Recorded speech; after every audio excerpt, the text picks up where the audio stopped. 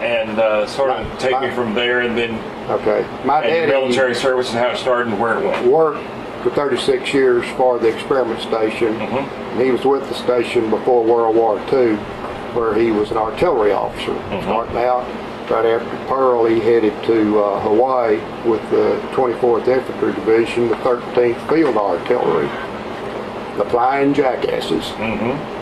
Prior to that, he'd been in the 1st Cavalry with the 82nd Horse Artillery back in 36 and 7. I came along because he married the secretary to D.W. Williams at the A.H. department in 1940 when he was a graduate student and graduated from A&M. I see. And was hired out at Spur at the experiment station. Yeah. So I came along after the war. I'm a war baby, 42 issue. Right. And my mama came back to live with her parents when Daddy shipped out to Calvert, Texas. And I was actually born in Marlin, Texas in Falls County because there's not anything going on in Booger County. Right. So anyway, after the war, well, Daddy goes back to Fort Sill as a cadre officer to form up a new battalion, which became the 277th Field Artillery, which was the heavy guns, the 240 millimeter howitzer, that was usually in general support of 12th Corps and 20th Corps of George Patton's 3rd Army when they raced across France, Germany, and wound up in Czechoslovakia.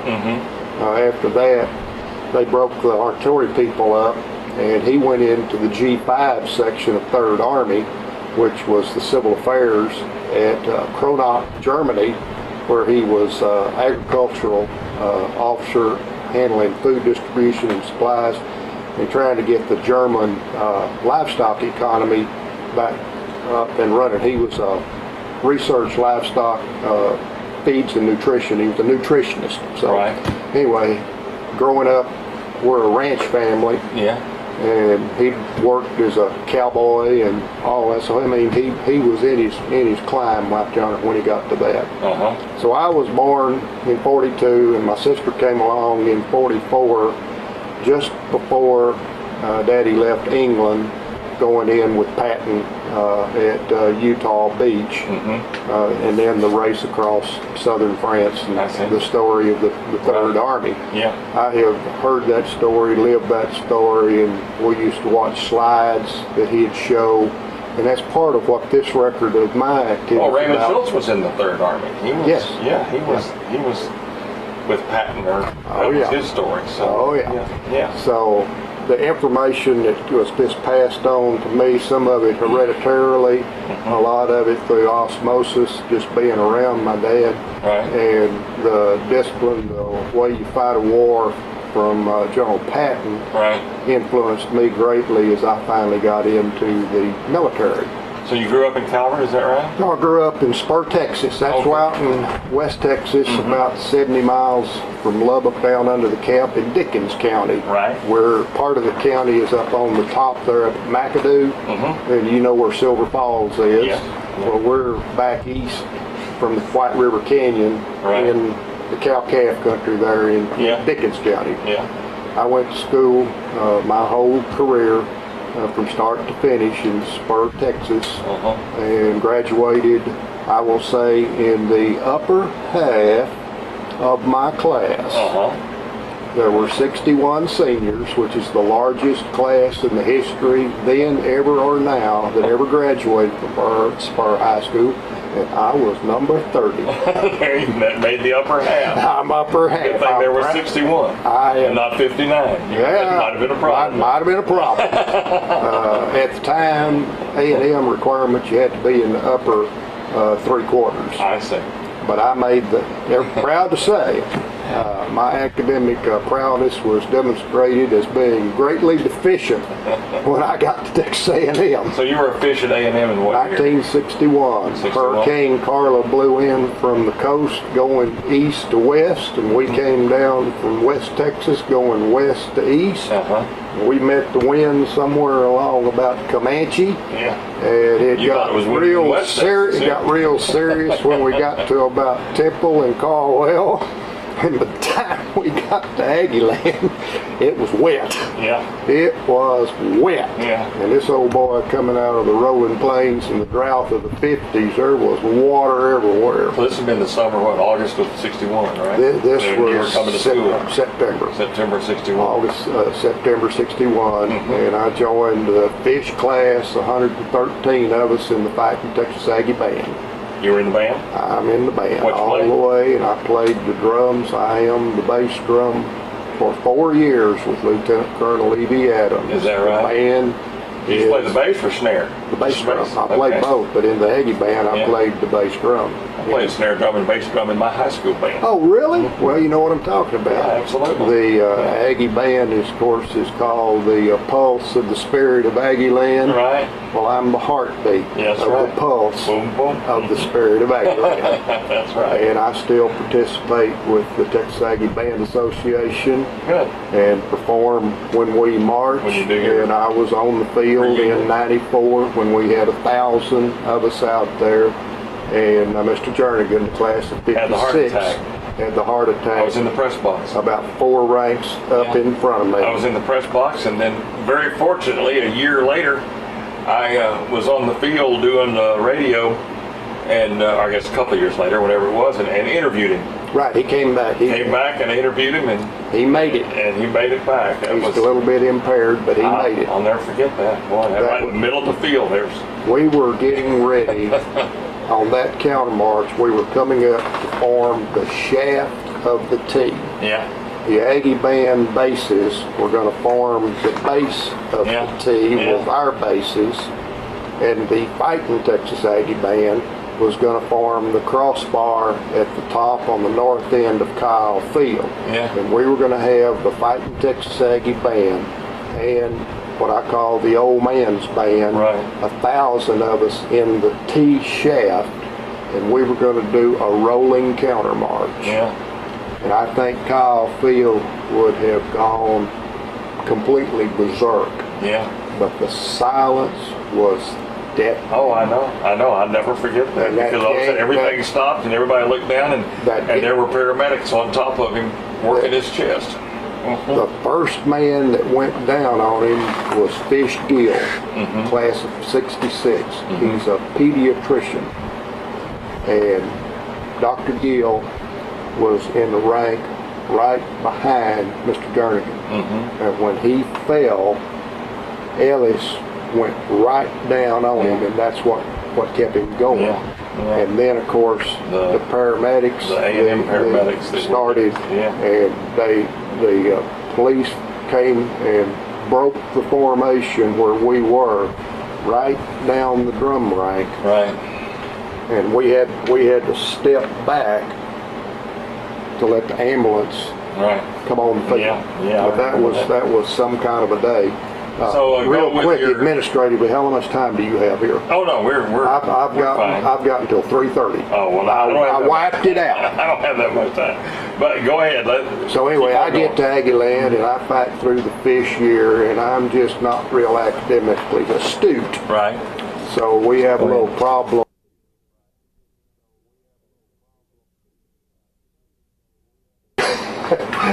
Explain it a time or two to the good Dean, Dr. Potts, R.C. Potts, who happened to have been one of my daddy's professors.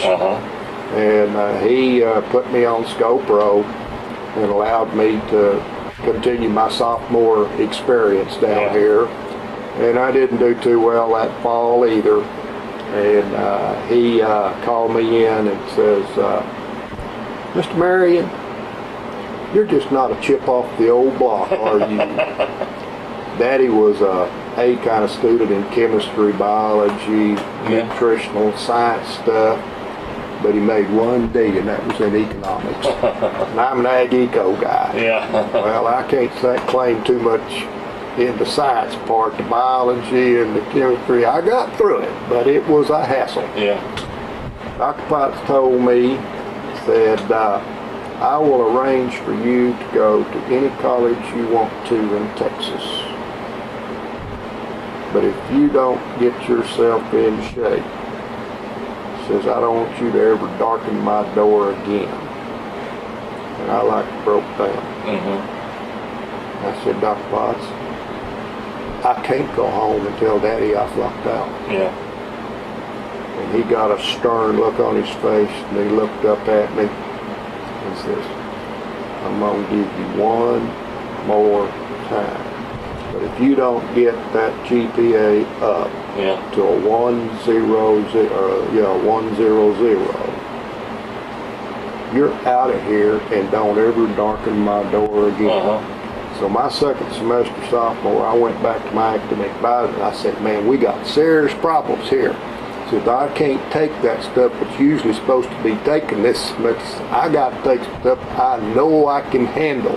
Get rid of that science, get rid of that math that I flunked last year. We got to get some grade points. Well, I came through and almost made distinguished student that spring semester. I missed a 225, which was at that time distinguished student, by a 91B twice. In rural sociology, I made a 91B, and I thought I should have had an A. And it seemed like there was something else. I managed to get a 91. Now, today it'd been an A. But anyway, I posted a 2.00. That brought my GPA up to where I had a 1.06, Dr. Potts. So now I come in and decide, well, I got to do something about this. It's getting serious before my junior year. So I spent a little summer up at Tarleton, which I was told by some of the old ags and a couple of my professors, says, why don't you go knock out this chemistry and some of that stuff before you tackle that again down there. And I did, and it worked out fine. It was transferable, and so anyway, I'm out back academically okay. In my junior year, I come in and I got a little too much band, is what good Dr. Potts told me when I had to report to him at the end of that semester. I had posted a wonderful .94 that semester. He asked me, says, what happened to you? Thought we had you straightened out. Too much band? I said, well, Dr. Potts, that's probably part of it. I forgot to say, while I was fish, part of my poor grades, my fish buddy from Spur, we made the fish rifle team. And we fired for Texas A&M on the Fight Texas Aggie Fish Rifle team and won the Southwest Conference marksmanship contest and beat TU over in the spring of '61. And I fired the highest round I have ever fired that afternoon. We were going up against the T-Sips. And I can't recall for sure, and my buddy can't tell me for sure, but I think Cadet Woodward was high point man of the match against the T-Sips that afternoon. So that was contributed to my decline in the academics. So I had to drop the rifle team, but the practice, the ability, and the skill, which I learned from my daddy, shooting coyotes and rabbits and busting cans out in Dickens County, and then going through the junior NRA program with Mr. Woodward and my buddy's daddy, and the training that we got, and then we were on the 4-H rifle team, came down here to the state contest, won that. I tell you all this because later on there's a story in Viet Nam where this rifle shooting comes in pretty important. So anyway, I got the fundamental basics of what you do with a weapon, and we were, trained well and had a lot of background experience with it. So I finally get on in, make it through Aggie Land, get on up. And the reason I came to A&M, Tom, was to be in the Aggie band. I wanted to be the drum major of the Aggie band, or side drum major, didn't matter. And we had roamed all around several schools, Oklahoma State, gone to Colorado State, gone to California at Davis, gone to Oregon State, all through these land grant schools before I made the choice. Even went down and looked at LSU, but always kept coming back. And I'm not one of those that their daddy said, well, I'll pay your way to A&M, but it's on you if you go in. There was no pressure at all. where I wanted to go. So I roamed around, looked over Tech, and didn't like that place either, and I wanted to be in the Aggie Band. So they wonder why a guy from West Texas drives 389 miles to come to Aggie Land. Well, that's where the Aggie Band is. That's right. So I come on down here, and as I say, I played the bass drum under the baton of Lieutenant Colonel Adams for 4 years. He pulled me off the snare as a fish about the first week we were down here. And when I graduated and left out at final review, that was one of the proudest times of my career down here. However, that was not the last of my academic experience because of the previous ineptitude that I had demonstrated repeatedly. So I got to stick around in Aggie Land. My academic advisor, Dr. A.B. Wooten, would not agree that I was ready to go. In fact, he pointedly stated, Mr. Marion, Texas A&M is just not proud of you yet. And besides that, you haven't taken my course. Well, my course, that was Land Economics 422, the appraisal of real estate. Tom, in my later civilian career, there's not been a course, except maybe farm and ranch records and management, that I used more than basic fundamental principles of real estate because I became a banker guy, real estate, farmland, houses, operating loans, credit, but dealing with the basic resource of our soil, land. And so Dr. Woot held me up in the summer of '65 and would not let me walk the stage until I took his course. Well, that worked out pretty okay for me, and that delay plays a significant role in the rest of my career. But I do remember being so frustrated and so upset that I wasn't going to get out in the summer of '65. So I took the course, and I had enough hours at that time to graduate. I just didn't have his course. And I think I took 2 more courses, 3 more courses, anyway, about 12 hours, working almost full-time at the Agricultural Information Office there that used to be where the horse barn was, over here, back there by the golf course. Made a 225 that last year. See what happens when you get away from being in the band? The band costs you about 1 letter grade in the following year, I'm convinced. So anyway, because of that delay, I don't go out until we get, in those days, January grad. Today it would be a December grad. But January '66? January '66. That's when you graduated? That's my commissioning date over there. Okay. And of course there was another important milestone that I skipped through there in the summer of '65, right after final review. I did get married to a little gal that I picked up in Lubbock and had roamed around several years in and out my college career. So anyway, we got hitched, and I finish up my academics. I get commissioned, graduate, and the Army says they don't want me until May of '66. And here I'm saying January to May, what am I going to do?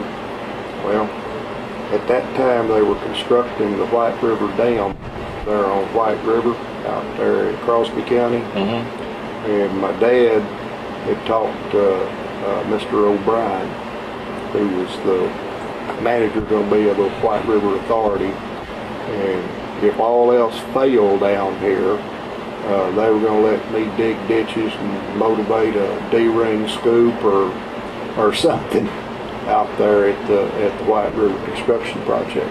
But so you do that until May of '66? No.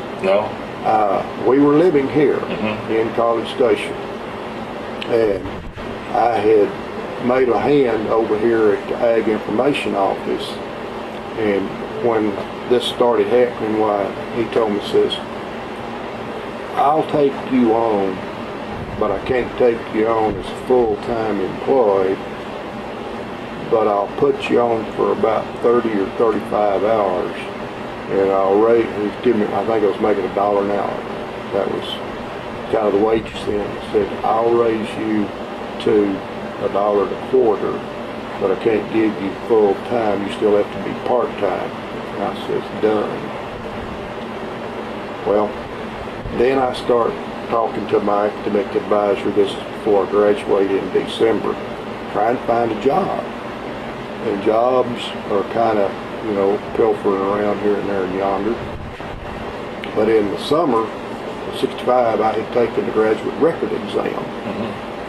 And when I finished that thing up, I wound up, I didn't take the science exam, I'll assure you. As an ag eco, I had to pick either the science exam or the economics exam. Well, naturally, I won't take the science exam. I take eco exam. And I finish up at the time. Go ahead. At the time, I don't know this because I don't know how to read percentiles. In the top 10%. He just jumps up from behind his desk, runs over there, shakes my hand, and says, Mr. Marion, says, I knew you had it, but I never could get it out of you. And he walked me down to Dr. Tim's office, who was head of the department, and said, I want to show you what Mr. Marion did here. And Dr. Tim got up and looked at that. He looked at me and he says, you were one of the finest students that I ever had. You could ask the most inquiring and inquisitive, thoughtful questions in my class. And I thought, well, nobody told me that before. So anyway, because of that high standing, it plays into my final choice of where I'm going to go to work for a while. So anyway, I keep going, talking to people, co-op people, feed company people, ag people, supply people, and they're basically telling me, well, Mr. Marion, said, we'd sure like to have you, when you come home, if you make it. I was an infantry second lieutenant, and they didn't want to take a chance, and so they were deferring anything. Just come back to see us after the war. So I go back and tell Dr. Wood, says, I've got a problem there that nobody wants me. And he said, did you try any of those government offices? I said, well, I haven't. He said, the government offices cannot hold that commission against you. And he was right. So I trip over, and sure enough, the Soil Conservation Service was having an interview in the Farmers Home Administration, and a guy up there, Mr. Arnold Paul. I go through the reviews and sit down, and I kind of like what this guy Paul is talking about, what that outfit does, which is take people that are beginning operators, loan them some money, give them some supervision in economics and business management, agricultural practices, farm and ranch management. Well, what's your degree in, Marion? Well, I'm ag eco, farm and ranch management. Sound like it might fit. So I talk a little more, he tells me a little more, and finally offers me an application for employment. I fill that sucker out and mail it in. Next thing I know, the Farmers Home Administration in Temple, Texas wants me to come up there and talk to them. So I trot up there, and sure enough, they'd like to have my services. In the meantime, because of the problem with this May date, I had told the Army, said, say guys, I think y'all need to get me on duty before May. Sure enough, they put it through. This is January. They come up with a mid-February report date. By that time, Farmers Home Administration says, yeah, we'll take you. So I get over the dry guy and I tell them, cancel that February, I'll hold with May. That was an excellent decision for two reasons. Number one, I did start my career and became a career conditional employee because I served 96 days. On the 91st day, I became eligible for military furlough. So I held my position, and that slot was held, not that particular chair, but that when I returned, I had reemployment rights. Right. Because of my high grade on the GRE, I got a boost. Instead of going in at the basic level, I got a two-step pay grade increase and started as a GS7. And when it was all tallied up, the Ag-Eco graduating class, I was the highest paid graduate of that section that came out after being on I was quarterback, starting quarterback for the Dean's team for 3 semesters down here. But anyway, that boost was very beneficial because pay came in 2 pay grades higher. And if I remember correctly, when they hired me, I got $6,800 a year annual salary.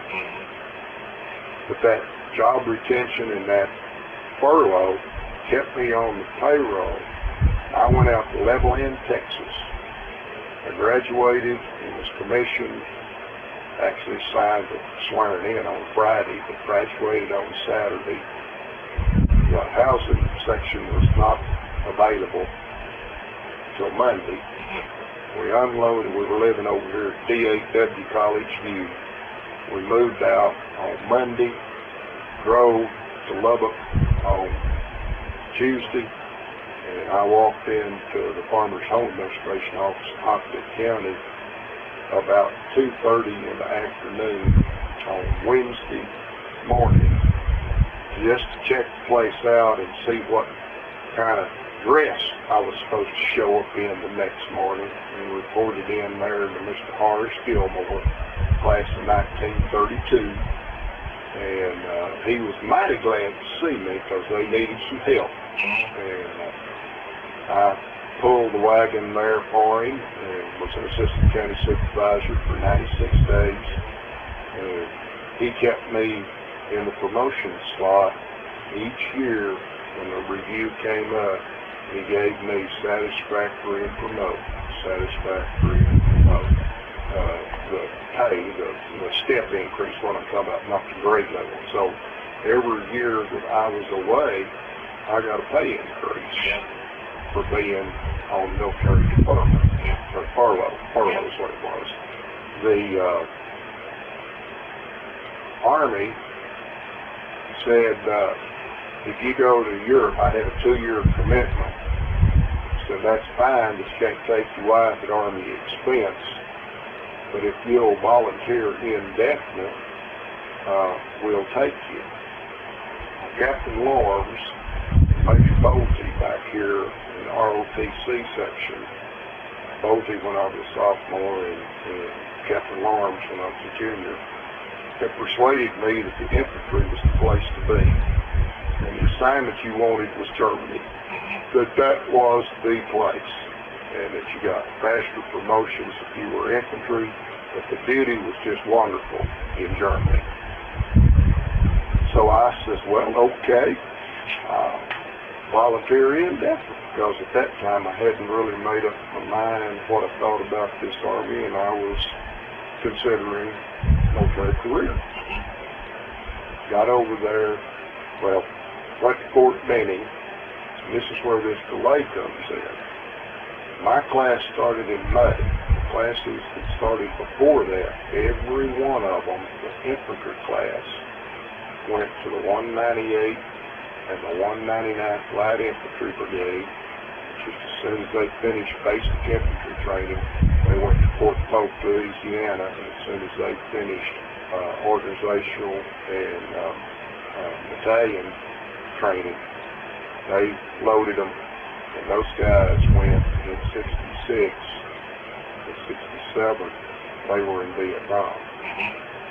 When I finished up with the airborne, or the infantry basic, I had a wild idea. I just volunteer. I just think I'll just be an airborne trooper.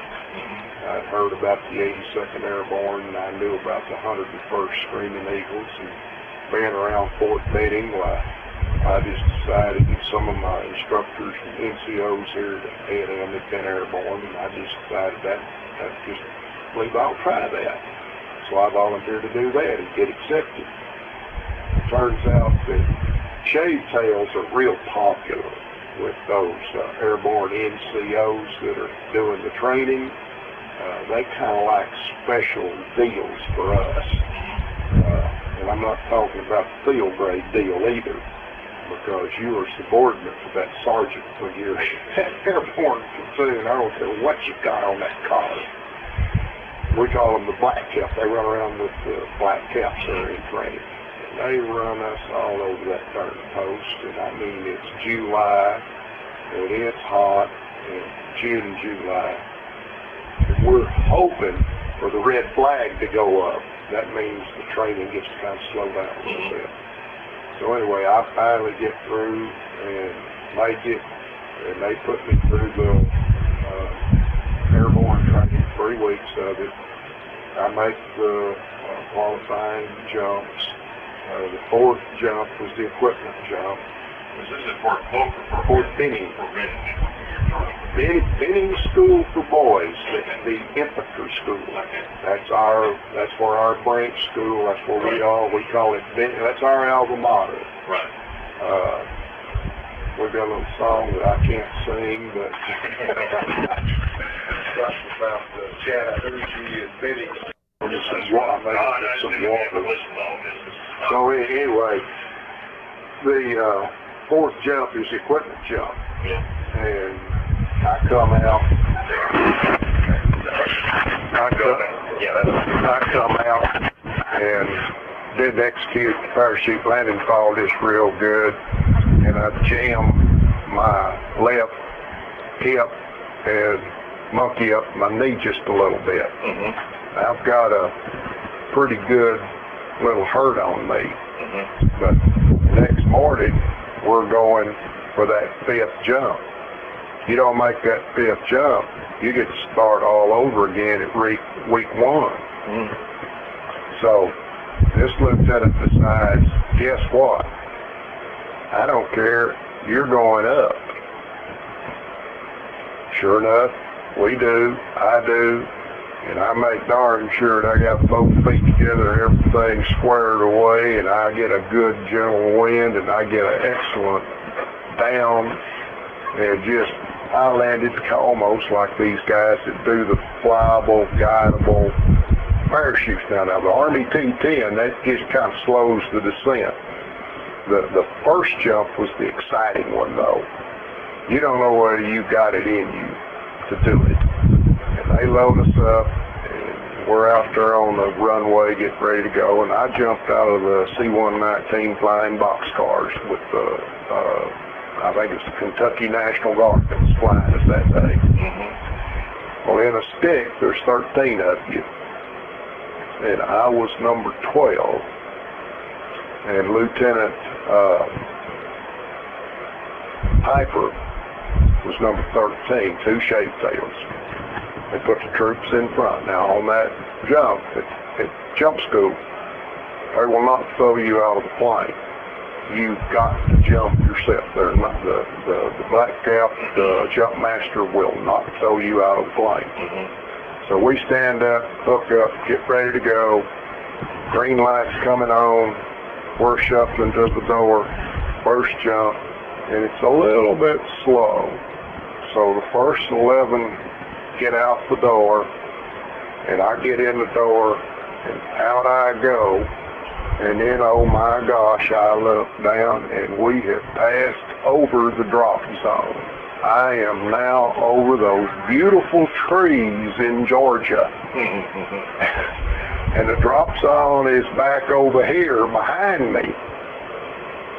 Down on the ground, this black cap with the bullhorn is hightailing it up to that fence.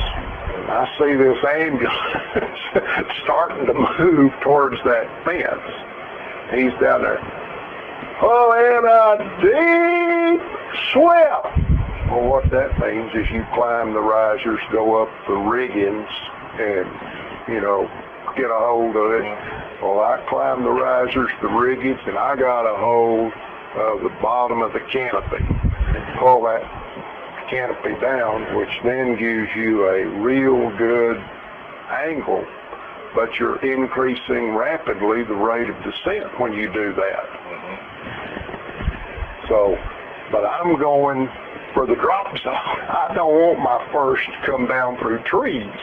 Well, I made it, and as we got to the point that the black cap knew it was okay, he was telling me, release the slip, release the slip, release the slip. I'm climbing back down. I get in my harness. Now I've got pretty good velocity coming at an angle. You don't want to land at an angle in a parachute. So anyway, we finally get it kind of squared away a little bit, and I managed to get my body turned so that just about impact time, I managed to get both feet together to go down, hit that 5-point PLF, roll up, and that black cap is just, you know, giving me a real big hoo-ha. You know, well, are you all right? Are you all right? Yes, well, get over in that truck. I mean, it was quite exciting, but we made it. And so this makes me believe that in volunteering for extended, indefinite tour, I'm going to get to see Europe and tour around and see the Alps and see all the battle areas where my dad had been, where Patton had fought through, and all those stories I'd heard about, all the battles they'd been in at Metz, what they had done at St. Lo, what they had done up there at the Battle of the Bulge when they pulled that 90-degree turn in the snow and ice and bailed out the 101st Airborne. Well, the Airborne Jump Brigade was in the 8th Division. And I got orders to the 24th Mech Division, which didn't make much sense to me at the time, but I was glad to be going to Germany. Half of my class went, or a third of my class went to Korea, and the other 2/3 of us went to Germany, whereas the previous classes, all 5 of them, had gone straight into the 198, the 199, and into Vietnam action. So I don't get the Airborne. I wind up in Munich, Bavaria, Germany. You talk about an assignment. Great location. Except they had drawn down the troops in Europe to fill the units that went to Vietnam in 65 and 66. I'm getting there in August of 66. When I walked in, I was the first replacement officer in the battalion that they had seen since they started taking everybody out.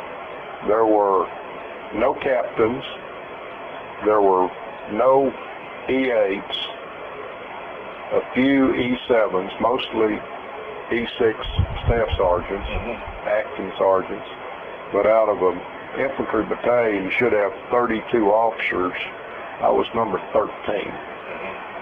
We had a lieutenant colonel, we had a bunch of first lieutenants that were commanding companies that were in line, we found out shortly, to be captains and on the way to Vietnam. My company commander, Lieutenant Ron Felice from Penn State, was a company commander, and I reported in to him and was assigned to the 3rd Platoon of A Company, mechanized infantry.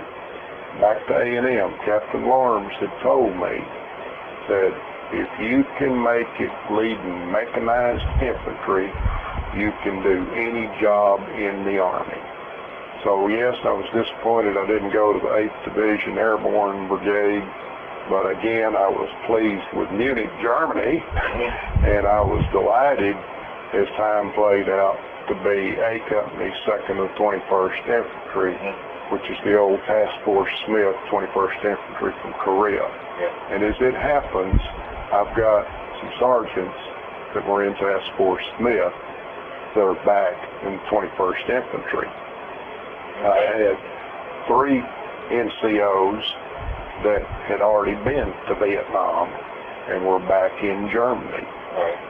So I was in a good place. My colonel had been an advisor in Vietnam, and that plays into later on. So as a shaved-tail 2nd lieutenant, I lead a rifle platoon with a Korean War veteran and a Vietnam advisor veteran, Sergeant Thomas P. Hippensteel.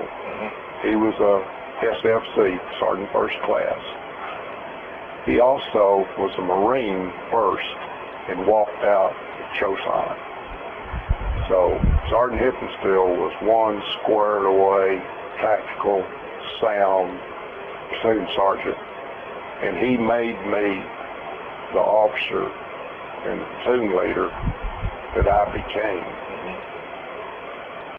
While I was at A&M, Sergeant Grant, Sergeant Toole, who were running the practical war exercises, we volunteered as aggressor troops when I was a fish and a sophomore. And we got to learn infantry tactics from the enemy side. But sitting out there, right over there, south and west of Easterwood Field in the PW area, waiting for things to happen and listening to Sergeant Grant and Sergeant Toole just talk to us, tell us the tactical situation, what's going on, all this stuff gave me a military grounding in infantry tactics that is irreplaceable. You don't learn that just going through the program. We also excelled at being infantry out there, messing up the junior leadership platoon tactics, which one day we messed up the band Sergeant Major's day as platoon leader. This rifle guy I'm talking about from Spur, he and I led a counterattack at Sergeant Grant's suggestion against his attempting to consolidate the position after the platoon took the objective and rolled up an unprotected flank through an avenue of advance that totally decimated his score, his grade, and his platoon actions as a leader that day. Cadet Woodward and I had a session when we got back to the band dorm. We called it Happy Harrington Hall. And Mr. Barnhart explained to us that being good band buddies and all, but it really wasn't good bull what we had done out there because he was out there for a grace. Well, anyway, we learned from Sergeant Grant some of the very, very basic fundamentals. And one thing that he told us is when you get that bar and you show a collar, just remember that those NCOs put their pants on just like you do, one leg at a time. And I have... So let's go. He meant you're in Germany. Okay. And so... Okay, I get to Germany. Transfer me through that. Okay. I'm roaming through the woods out there doing platoon tactics, doing all that, and all of a sudden Lieutenant Police goes to Vietnam. He had just made captain. This is February of '67. And Second Lieutenant Marion is now company commander, CO of A Company, 2nd of the 21st Infantry. 1967. We go through the spring, and then if you recall in '67, we have the 6-day war down in Egypt and the Israelis. We were out on a company tactical problem, and we get this call, return to home station, ASAP. And my first sergeant and I are sitting there trying to figure out what in the world, what's going on. Well, we were nuclear capable over there. And all he could think of is maybe we're having to move the nuclear stockpile or something. No, that's not what it was.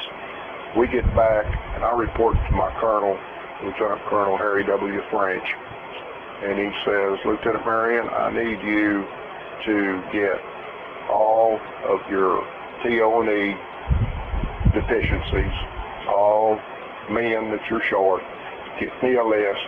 We're filling A company to strength, and you're on 30-man alert to move out of here. I need you to get this done, and I need it, now. So they start pulling from all over Munich, the 1st to the 19th, some of the guys from 1st to the 21st. They didn't have enough trucks. But the screwy part was they told us, offload your tracks and get them ready to go in a truck. Well, I go over here to Hippensteel, and I said, what in the hell is going on? And he says, I don't know, I can't quite figure it out, but I can tell you this, we're motorized infantry. Wherever we're going, we don't need tracks. We're going as motorized infantry. Okay, fine. We get it done. I report back to the colonel and said, Colonel, first thing we need requisition is a captain to lead A company.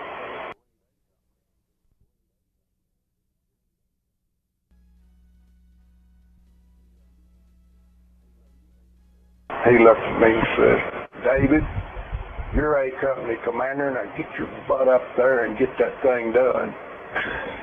Yes, sir. So I call and tell Linda, we got to stick around here. We're on 30 minutes to get out of Dodge. Later we find out we did not go, but there was an airfield just a little bit outside of Munich. One of my previous lieutenant buddies had moved up to brigade S2 position, happened to be in division headquarters while this was going on. And he found out what was going on and later told us. We were to go to Wheelus Air Force Base in Libya to secure the perimeter because the APs they didn't think could hold it. If you remember, Nasser said, I'm going to take over all of the stuff. Well, we didn't go. And I've always said, thank God we didn't, because the Israelis whipped them in 6 days. If we'd got in there, we might have messed it up. But my colonel told me, says, you're going, and A company's going to get it done, and I'm bringing the battalion right behind you. Well, yes, sir. Off we go. Shortly after that, he decides, the colonel does, that he's tired of running this battalion without any help. So I am the senior ranking lieutenant in the battalion by this time. I've made first lieutenant just before this June exercise. I'm out on a problem with the company. I've just finished trooping the line, and General Mildren, 7th Corps Commander, 3-star, comes up, and Colonel's with him. Of course, I come trotting up, one of the sergeants, and says, hey, you better get up there. He says, you got big brass up. I report to him. Right off the bat, Colonel Mildred looks over there, and he looks at Colonel Fresh and says, where'd you get a first lieutenant? And Colonel Fresh just put his hand on and says, I grew him, sir, and you can't have him. I grew him and promoted him, sir, and you can't have him. So anyway, General Mildred was very complimentary of the battalion and our program and all that, which, kind of nice to think maybe you've learned what Sergeant Toole and what Grant were telling you what you're supposed to be doing. Maybe I am getting this thing figured out. The colonel then announces when we get back in, you're my battalion executive officer. So here I am, first lieutenant, now battalion exec. And we've got nuclear capability. I've got top secret clearance, all kinds of stuff going on. Then we get ready to move back to the States. We go to Reforger. Reforger 1, our brigade, my battalion. Guess what? A company, lead again, but I was charged with the advanced detail. As I'm getting ready to put everything together, pack all my gear, I get orders to Vietnam. Now, I'm still a lieutenant. This is in January '68. So, the advanced party stuff quits.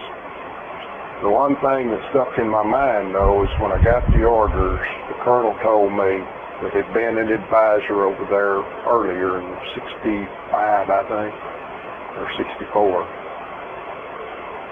What a waste. I said, David, we need you to lead guys like you to lead American troops. He kind of took me back a little bit. Because he'd been there, he knew what he's talking about, had a lot of confidence in him. Sergeant Hickenstill had talked to me, Sergeant McCullough had talked to me, Sergeant Broomfield, all these guys were, pooping me up, getting me ready to go. Well, we head out, guess what? All my gear goes to Fort Riley, Kansas, while I'm going to Fort Bragg. Never seen that since. I get Fort Bragg for the MATA course, Military Assistance Training course. That's the advisor course, we call it. I go through that for about 8 weeks, 9 weeks, whatever it was. And somehow or another, they picked me to go to language school, Vietnamese language training. The guys that went through just the MATA course took off and headed. Well, I go to Fort Bliss, Texas, for the Defense Language Institute for 6 weeks of language training. So that delays me some more of getting over into Vietnam. So I missed the second part of the Tet 68, the May offensive, but I get there for the third part, which is in August. I leave out of here, and I've got a picture here of me getting on the bird in Lubbock, headed for what I refer to as the live fire exercise in Southeast Asia. I left out a critical major story, but son Paul over there was born on July the 5th, 1967 in Munich, Bavaria, Germany with dual citizenship, but I've always said it was 6 o'clock in Texas, so he was a Texan on the 4th of July.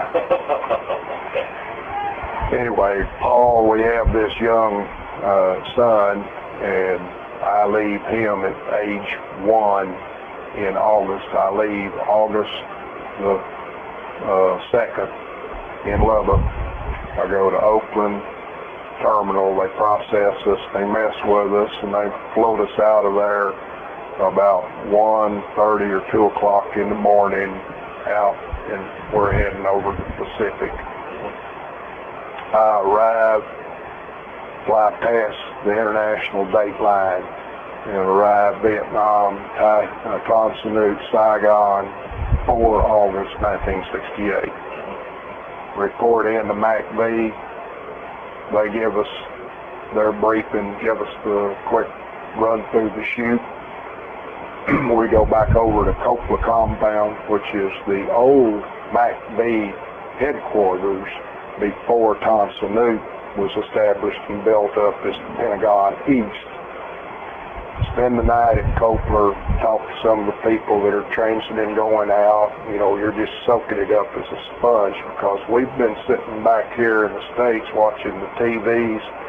We watch Tet from Fort Bragg, and we get some people coming back into Fort Bragg, and you see them at the Officers Club, and you see soldiers. So we're just like a sponge trying to get, what have we got into here? Well, the next day they take us back out to Ton Son, to MACV headquarters. I don't remember all the military procedures or steps and processing and whatnot and however, but anyway, that afternoon they give us our assignment. And I'm assigned to 4th Corps, which is down in the Delta. We're rice paddies, the southern part below Saigon down there. I don't know a whole lot about the Delta. None of these 4 NCOs and the colonel, they'd all been up in 2 Corps, 3 Corps. So I shuffle out of there, I get a bird, fly to Conto, which is 4 Corps headquarters, with assignment to Quinhua Province. Well, Quinhua Province has a little district in there called Mokai. Mokai happened to be where the Cosvan headquarters and the start of the insurgent VC activities, and it was still hostile territory around Mokai when I get there.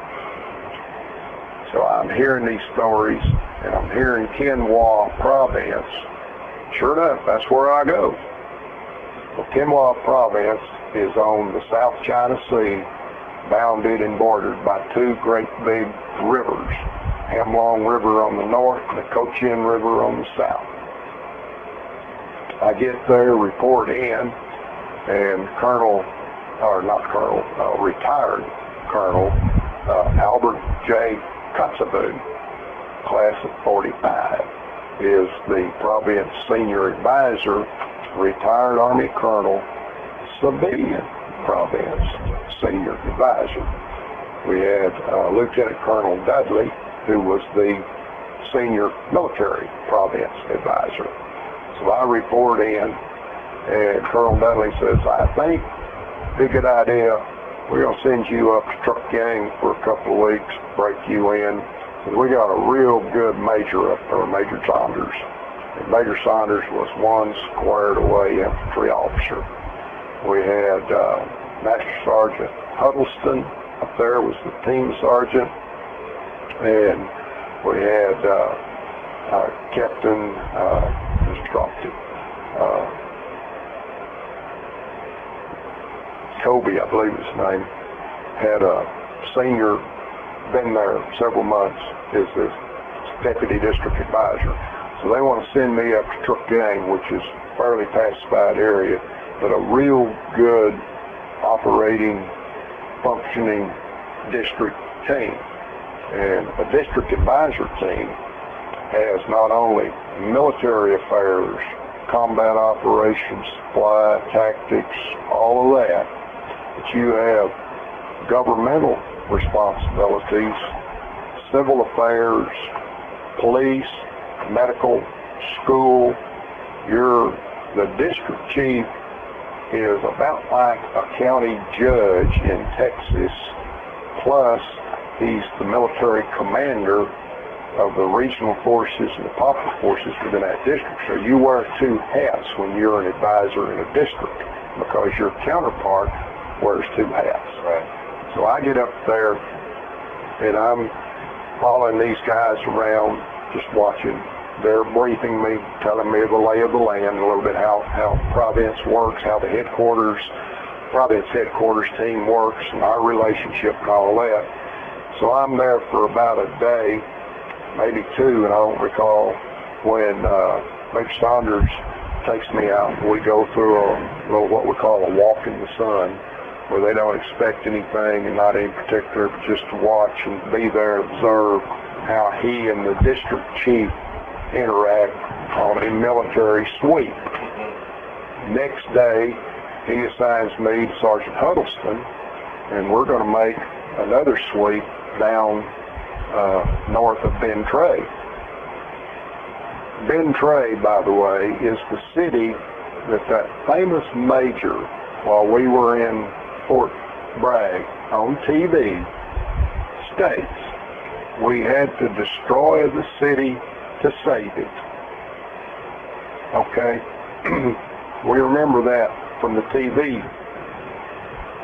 We come in from the airport, and I'm looking around, and I know I'm going to Ben Tre, and it looks like it's still there to me. Come in from the airport, which is 5 miles out, come down this little trail, come off the airport road into the main, it's paved road, coming right on into Ben Tre City. There's a canal over here, looks like some burned up stuff, and like the trees kind of got rearranged up there, burst with artillery and stuff. Get on in there. Well, they didn't destroy Ben Tre to save it. What happened is the VC got between the airport and Ben Tre, in along this canal and in these hooches that were along this road, and they destroyed most of what was up and down that road. But that damn major got up there and was talking about destroying the city. Well, you know, that went all over America, and the news media made mincemeat out of his quotation, because we heard that, and you still hear it today. We had to destroy the sounds to save it.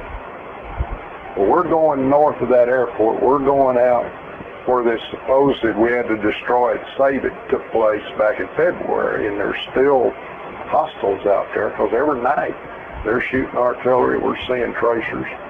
That was my first combat operation, and that's the first time that I heard the other end of a bullet coming by my head. We got off into a bunch of palm trees on a little plantation area, and there were a bunch of snipers up the way. And that stuff started zipping and zinging around us. And I'm beginning to pay a little more attention now. We go on through the day and everything's fine. Sergeant Huddleston's got me, just like Sergeant Grant said, taking care of me. We load up, get on the trucks, we're headed up TL6 back to Truck Gang. I'll be darned, we get hit again on the road march back. And this time, just thank you, Lord. The truck speed and the guy's lead was wrong.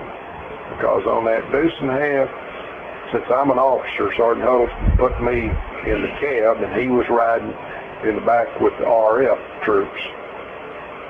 There's a metal post that comes right up behind you, which fixes that canopy when you have the canopy on. We didn't have the canopy. It was not, you know, you didn't have the canopy while you're doing what we were doing. This metal post is right back here. That round went right into the back of that post and zipped right up the back and out wherever it went. Missed me maybe that much. It was just the speed of the truck. The guy didn't know how to lead the deer or the jackrabbit. Thank you, God. That's one. Well, I get moved from there after I spend my 2 weeks chasing around, watching and observing. And they've got trouble in Tom Phu District. One of the guys that was in the class with me had gone over and studied language, and he was the senior advisor. But he was about to crack up down there. He had been there since about May, and this is August. He was not getting along with the counterpart. The rapport was breaking down, and it was a bad situation on that team. Well, they called me in. I didn't know this going into this thing. I'd heard rumors from what Major Saunders had told me that things were not going well in Tom Phu, because they had asked Major Saunders what he thought about Marion going to Tom Phu.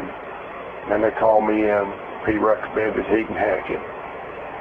So again, I didn't know it at the time, but thank you, Major Saunders. This comes into play later when he moves on up in the pecking order. Apparently I had learned well from Sergeant Grant, Sergeant Heppensteel, Sergeant Broomfield.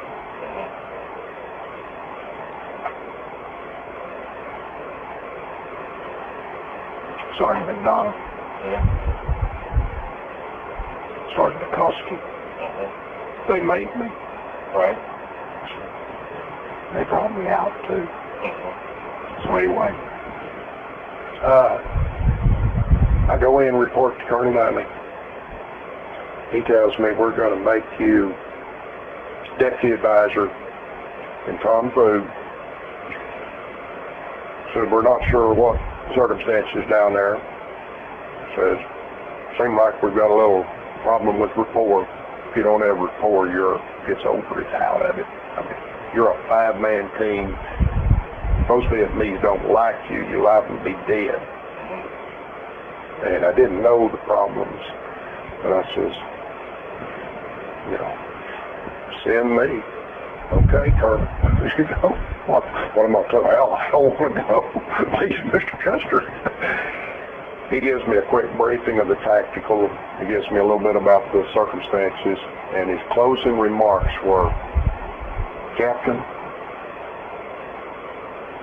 please go down there and just don't lose any more territory to the VC. In planning your operations and advice, remember, we can't help you. What you go in with is what you're going to have to fight with and get out with, because we don't have any reserves to commit unless it's just really, really bad. So be careful. Good luck. On your way, Captain. So I catch the bird that afternoon, the chopper, and we're in the rainy season now. In the summer and spring and early fall, you're in the rainy season. I mean, you can't imagine the water in the Delta. There is not a place hardly you can step. It's not wet. And this, where I'm going, is on the coast in an alluvial plain with two rivers and the South China Sea. I can show you on my map over there, there are only about 6 closed contour lines, meaning the land is high enough to make a rise on your map. The rest of it is flat and wet. And some of it muddy, sticky, mangroves, some of it nipple palm, rice paddies, heavy jungle, not like up in Third Corps with the triple canopy, but I mean where you can't see. So anyway, I land down there, and sure enough, I see Captain Grassi, who was in class with me there at Fort Bragg. And he is nervous as a cat. He is really kind of shook up. Well, he gives me a briefing. I get Sergeant Puckett, who's a pretty good infantry sergeant. He's a E6. We had Sergeant Garcia, Texan from Dallas, E7 medic. Had Hashi Moore, that's a specialist, Lafayette, Indiana farm boy, was our RTO, which was fit for me. Moore and I just hit it off great. He was a draftee, but he was one fine young man. Grassley was the senior advisor. I was the deputy advisor. We had the 2 NCOs and more, the 5 of us down there. The situation was a little bit hostile when we got in there. The VC controlled their 8 villages. They had really 5 and probably 6 of them at the time. We had Kung Fu headquarters area around where the main forces of the troops were, and one village to the east of us, somewhat secured, and a couple of hamlets and part of one in the little village to the northeast of us. Charlie had free run and control down in 3 furthest districts. I mean, daylight, dark, didn't matter. Charlie had it, and we didn't go down there, base area. The others, we had somewhat control of the day, but Charlie controlled the night. And that was what the problem was. Everything happened at night there. So anyway, we get in there, and I start getting oriented with the district chief, who is just an acting district chief from up in Providence, one of the staff officers, because the district chief had rotated out before. I got there several months before, and Kutha Lu, which is a major, had been there, and he was one of those that was kind of politically appointed and wasn't really too much of an officer. And I firmly believe that he'd already kind of made his deals down there, that we'll stay over here kind of in this area and not mess with you, and Charlie, you kind of mess around and you don't mess with us. And we'll just kind of get along out there. And that was one of my frustrations when I first got there. So we're there getting oriented. I head off up, run out to an outpost with Major Lou that morning. About 2 days later, we go up the little road out to the outpost where the big canal was, which is the main waterway off of the river to get to Quinhua, the province headquarters. We go around the market area and all that, and I'm new. I'm supposedly trying to be nice and get rapport and all this. And I spend too much time with the Vietnamese locals there in the little shops and the things, trying to talk to them and visit with them and spend a little money with them. I bought some little old pencils and papers and something. Anyway, Lou is getting upset, but he's not telling me, come on, come on, come on, come on. Well, bad news, the secondary road back to Tom Fu has been blown and you can't get past it on the little canal, so we get to go back home the way we came. Not a good idea. Our delay, my messing around, we get back and we had a command detonated mine on the back of the Jeep. I'm sitting up there kind of hanging on to the back tire. The cowboy is driving, and he has pretty good pace there. The little guy with the command, again, misjudged the speed of the target. And that thing blew behind us after we had passed over. I don't know what it was. It may have been a homemade, may have been a grenade, may have been a 60 millimeter mortar. I'm pretty sure it was no larger. I don't believe it was an 81, because that would have really messed us up. And if it would have been a 105 round, one of those duds that they rigged as booby traps, we'd have been gone. But it showered the back of me with mud and gravel and rocks and all kinds of stuff. I was sitting kind of at an angle, and the only thing that hit me was something hit my army glasses right up in the top of it up here. That's number 2. 2 days, maybe 3 in conflict. So this captain has figured out you are in one deadly serious situation. Well, I grew up around the Methodist Church and with pretty good training, and from a very special preacher who was a chaplain in World War I. I'm having a little problem with thou shalt not kill. So I write, Brother Wright's his name, this letter talking to him, what I'm into over here, and my training tells me I better get this thought, I better get rid of this. He wrote me back the greatest letter of encouragement, explaining the difference, that you're now in bad guys. They're there to kill you. You've been trained and you have a job. And God's will is that you be there and you do that job. And look to Him. Pretty good advice. Well, between what Brother Wright wrote back and being shot at, and about that time we're seeing some casualties come in. One of the jobs of an advisor is to bring in the dust off the medevac helicopter, because the American Army will not land for a Vietnamese calling for a medevac. You've got to have American on the ground that's got to tell the crew, we've got the place secure, or we're not sure about that, or don't you come in yet. So part of our job is bringing in those medevacs, and what we're evacuating are Vietnamese soldiers.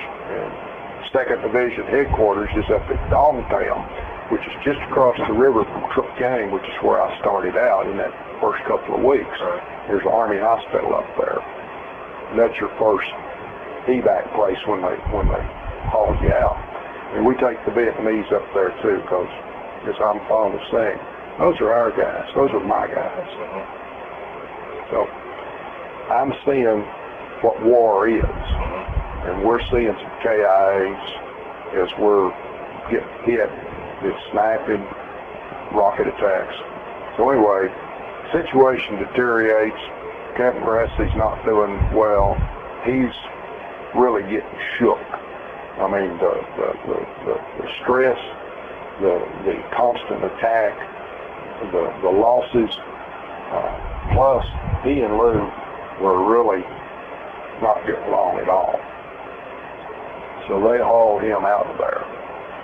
And I get there September the 1st. He gets hauled out, about 3 weeks later.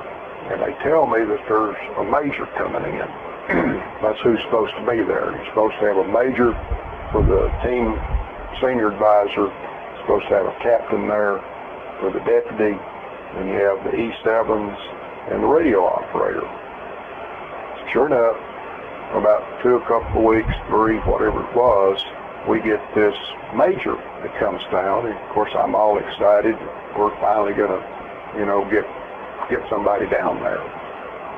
Well, turns out this major is also a Texas Aggie, which makes it nice. What makes it not so nice is he is a staff officer from the 7th Corps staff, and later at Army headquarters, European headquarters, and he is Air Defense Artillery, a button pusher. And he is now assigned walking infantry advisory duty. Oh, he comes in, we welcome him to the team. I give him a briefing, walk him around. We meet the guy that's there, Lou, Vietnamese, and they seem to get along, reasonably well. They're 2 majors, and I'm giving him our side of the story, which isn't real good, by the way. And he's kind of looking side to side and behind him, won't know, what's going on. What are you talking about? We take him out on a couple of operations, and he finds out a little bit about what we're talking about. A little bit later, in October, he gets called for escort duty. One of the officers is killed up in the country, and they had requested the major, the family did, to escort the body back. So he ships out, heads out. Here I am again. I'm there by myself, except for my team, the NCOs. On November the 5th, 1968, a date that some political people might remember. Election, maybe? November the 5th, 1968. I gets me a new commander-in-chief. And I am so pleased, happy, and proud, because I know that my new commander-in-chief understands this mess we're in over here, and he's going to do something about it. But more importantly, on that same day, we get assigned our new district chief, David Marion. He is a North Vietnamese from Hanoi. And when they petitioned in '54, his family came south, but not before he spent 18 months as a prisoner of the communists. He comes south. He works his way through the political structure and the army structure. He manages to get to be at the Vietnamese embassy in the Philippines. He also learns very good English along the way, which is very helpful to young Dai over here, who is not all that fluent in Vietnamese, which is a tonal language, and my West Texas drawl might have something to do with the way I said those words in Vietnamese. Anyway, with David Marion, things go much better. He comes down there, sizes up the situation with his staff, and on the very first day, after being briefed, he comes over to the advisor hoops. We have this chart on the wall, and I show him where Tom Fu is and where the free fire zones are. We're back up here at Tom Fu, and we control this area right in here. We don't control that area, this side of the canal, and over here is Hung Me. Right down here is the Illinois Canal, the great big, wide, very well-defined canal, and here's the South China Sea. At the time, Turbiville had just a few places right in here, this area right in here, and along right up in here was what we call free fire zone. And the chief asked me, well, what do we control? I said, basically nothing past right here, and it's doubtful at night on this side of this canal. He takes out his pen, grease pen, walks over, and he makes a line. He comes in from up here. He said, what do we have here? I said, BC. He puts his pen down right back that bend. He comes right down the Illinois, comes right back around through there. And he says, free fire zone. What that meant was that American assets, if they were in the area, air assets or otherwise, and they observed activity,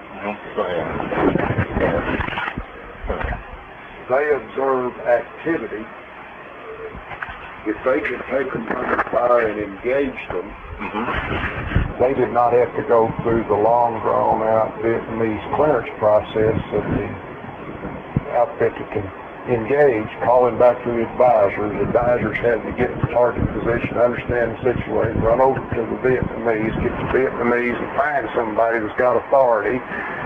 Can we open fire? We've got a target and it's moving. By the time we get back through there, they're gone. Free fire zone means the district chief has authorized the advisor on our decision when we have assets that can engage, that we can clear the attack. Tremendous change in attitude, tremendous change in tactical ability down there. So with that, I'm off to a roaring start. That sounds somewhat like George Patton to me. Yeah. Go get them and kill them. Right. Before they get you. Yeah. So we start this good relationship, then I get to liking David Duff. We start going on operations, and I'll be darned, I've got a fighter now. Well, the major is still gone, because while he's back on escort duty, he stays gone for about a month. This is November till the first week in December, and I've got a new DC, and I'm the big cheese now in charge of the team, and we're planning and working and doing and getting him acquainted, and he's getting acquainted with us, and things are moving on. Well, in December, that's when the major comes back. Of course, he's now in charge of the team. So now he has to go through the learning and the rapport and the understanding and work with the district chief, and that makes me normally when working with the S3, S2, the staff people. That's the way it's supposed to be. So they hit it off fairly well, but the air defense guy is unsure of himself. And after he'd been there a couple of weeks and kind of sized up what we were doing, he and I had a little chat back, and he decided, says, I believe I'm going to be the political and civil affairs staff advisor to the district chief. Said, I'm going to let you be military advisor to me. Says, I'm going to make you my military advisor when we're doing operation stuff. I want you pretty well running the plans and the show. Well, that kind of Army doctrine. If you understand prisoner of war training, when you're trained for that, senior ranking officer is going to be in command of the POWs. If you've got a medical officer, if you've got a finance corps officer, or heaven help you, if you've got some Air Force, guy that in there with you, but he's the ranking officer. But if you're having any kind of a break, if you're working on any kind of an escape and evade, and you're sitting there with an Army infantryman, or if you've got a Green Beret or a Ranger, you're told way back here in the States, when you get in that situation, that senior officer is to defer to the tactical abilities of whoever can make this thing happen. Well, that's what Major Cook was doing, which was a wise decision on his part. Besides that, he wasn't comfortable with the infantry part of it. So we hit off pretty good, and being Aggies, that's much better. We're still getting along fine. We rock along through December. Got a picture over here of what the Catholic father and the church brought us for a little Christmas thing, a little manger scene that they brought over and made for the advisors. The Catholic over there, fiercely anti-communist. Great help to the advisors. They worked with us real well. We also tried to support what they were doing. I've got a picture of us distributing the little school packets over there to the Catholic school.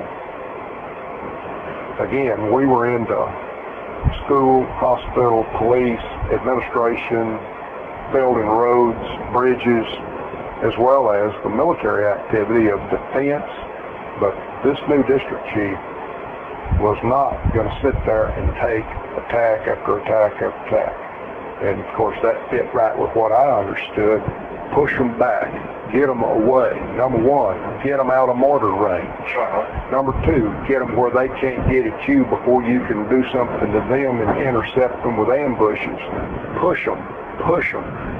Push them into the South China Sea was my plan. December, we run into some very fine fellows, and they're called Swifties. The United States Navy, Coastal Division 13 out of Catlow, out of Coastal Surveillance Group, Task Force 115. That was Admiral Roy Hoffman at the time. He was Captain Roy Hoffman was Task Force Commander, and a fellow that was a great guy, Admiral Zipmore.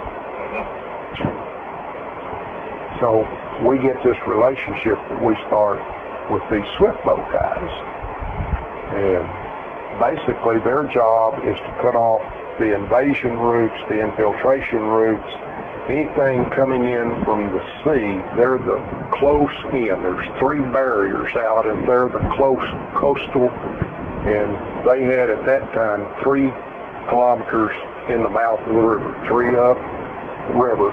The PBRs took over and went from there. That's the patrol boat river, the little fiberglass jobs. We also had a Coast Guard cutter, a WPB, out in the mouth of the Cochin River. Well, what's nice about that is he's got a 5-inch gun, as well as some mortars. Your swift boat has an 81 direct lay mortar, 150 caliber machine gun, over under kind of deal, twin 50s up in the gun tub, which can definitely pacify an area. 5-man crew on those little gray boats. 50-foot, 3/8 thick aluminum. What they are those Guff oil rig tenders that move crew back and forth. I'm sure you've seen them. If you haven't, I've got multiple pictures of them around here. Some of them I'll show you in action. Well, these Navy crews come into our area on patrol. That's their duty. That's their station. So when they come in our area, they have to be coming up on our radio net because everybody's got to talk to each other and make sure we're not shooting the wrong guys out there. We start talking to this bunch on the radio and find out that they can come into these canals, and so we invite them, want to meet them up there on the Hamlong River. They come up to Yamchua. They come in down the Montoon Canal up to Yamchua. We troop up there and go meet them. Now, that Yamchua is that little place that we came back a little late to cut that mine. But we're doing better after District Chief Duck gets there, clearing the area and tending to military affairs. So we don't have the concern about some PCs blowing us away. We're really beginning to secure that area. Meet those guys. Great bunch of guys. Right off the bat, I like them. Yeah, the Swifties. Great bunch of guys. Right off the bat, I like them. They tell me a little bit about what they're doing out there in the rivers, and they tell me, you know, who they are when we're on the call sign back and forth. We've talked to them before, and it's been around them. But this, you know, really hit us. It's wow. And so I asked this guy, Lieutenant Evans, who was the OIC up there, hey, reckon we could get you and these boats to haul us, transport our troops down here into the inland canals and the base area, because we're walking infantry, and we can't get there until we walk there. Well, we'll see about that. So he goes back in, reports in to Commander Conley, who is the task group commander there at Cat Low. And man, we get a message back, you know, that night. Where you want us and how many and where we want to go? I like it. I get over with the chief. I say, hey, we can go with these guys. Come on down. So they send 3 boats down. We load the chief, his staff, S2, S3, some of his people, his PF commander. We get a couple of advisors and more. And we get on the boats, and we're going to take a run down those waterways down in that BC base area that we've never been. Now, we've flown over. We've been in the area. We've been shot at in the area, but we've not been on the ground. So here we're penetrating unknown territory down there, with the Navy taking us in. And that was the same time that this turnover and the beginning of the Vietnamization had been ordered, but I really didn't know that until much, much later. Admiral Zumwalt had created this thing called ACTO-V. That was active turnover of craft and crew to the Vietnamese. This is in October, I believe, is when this is starting through channels. Well, we're talking to them in December.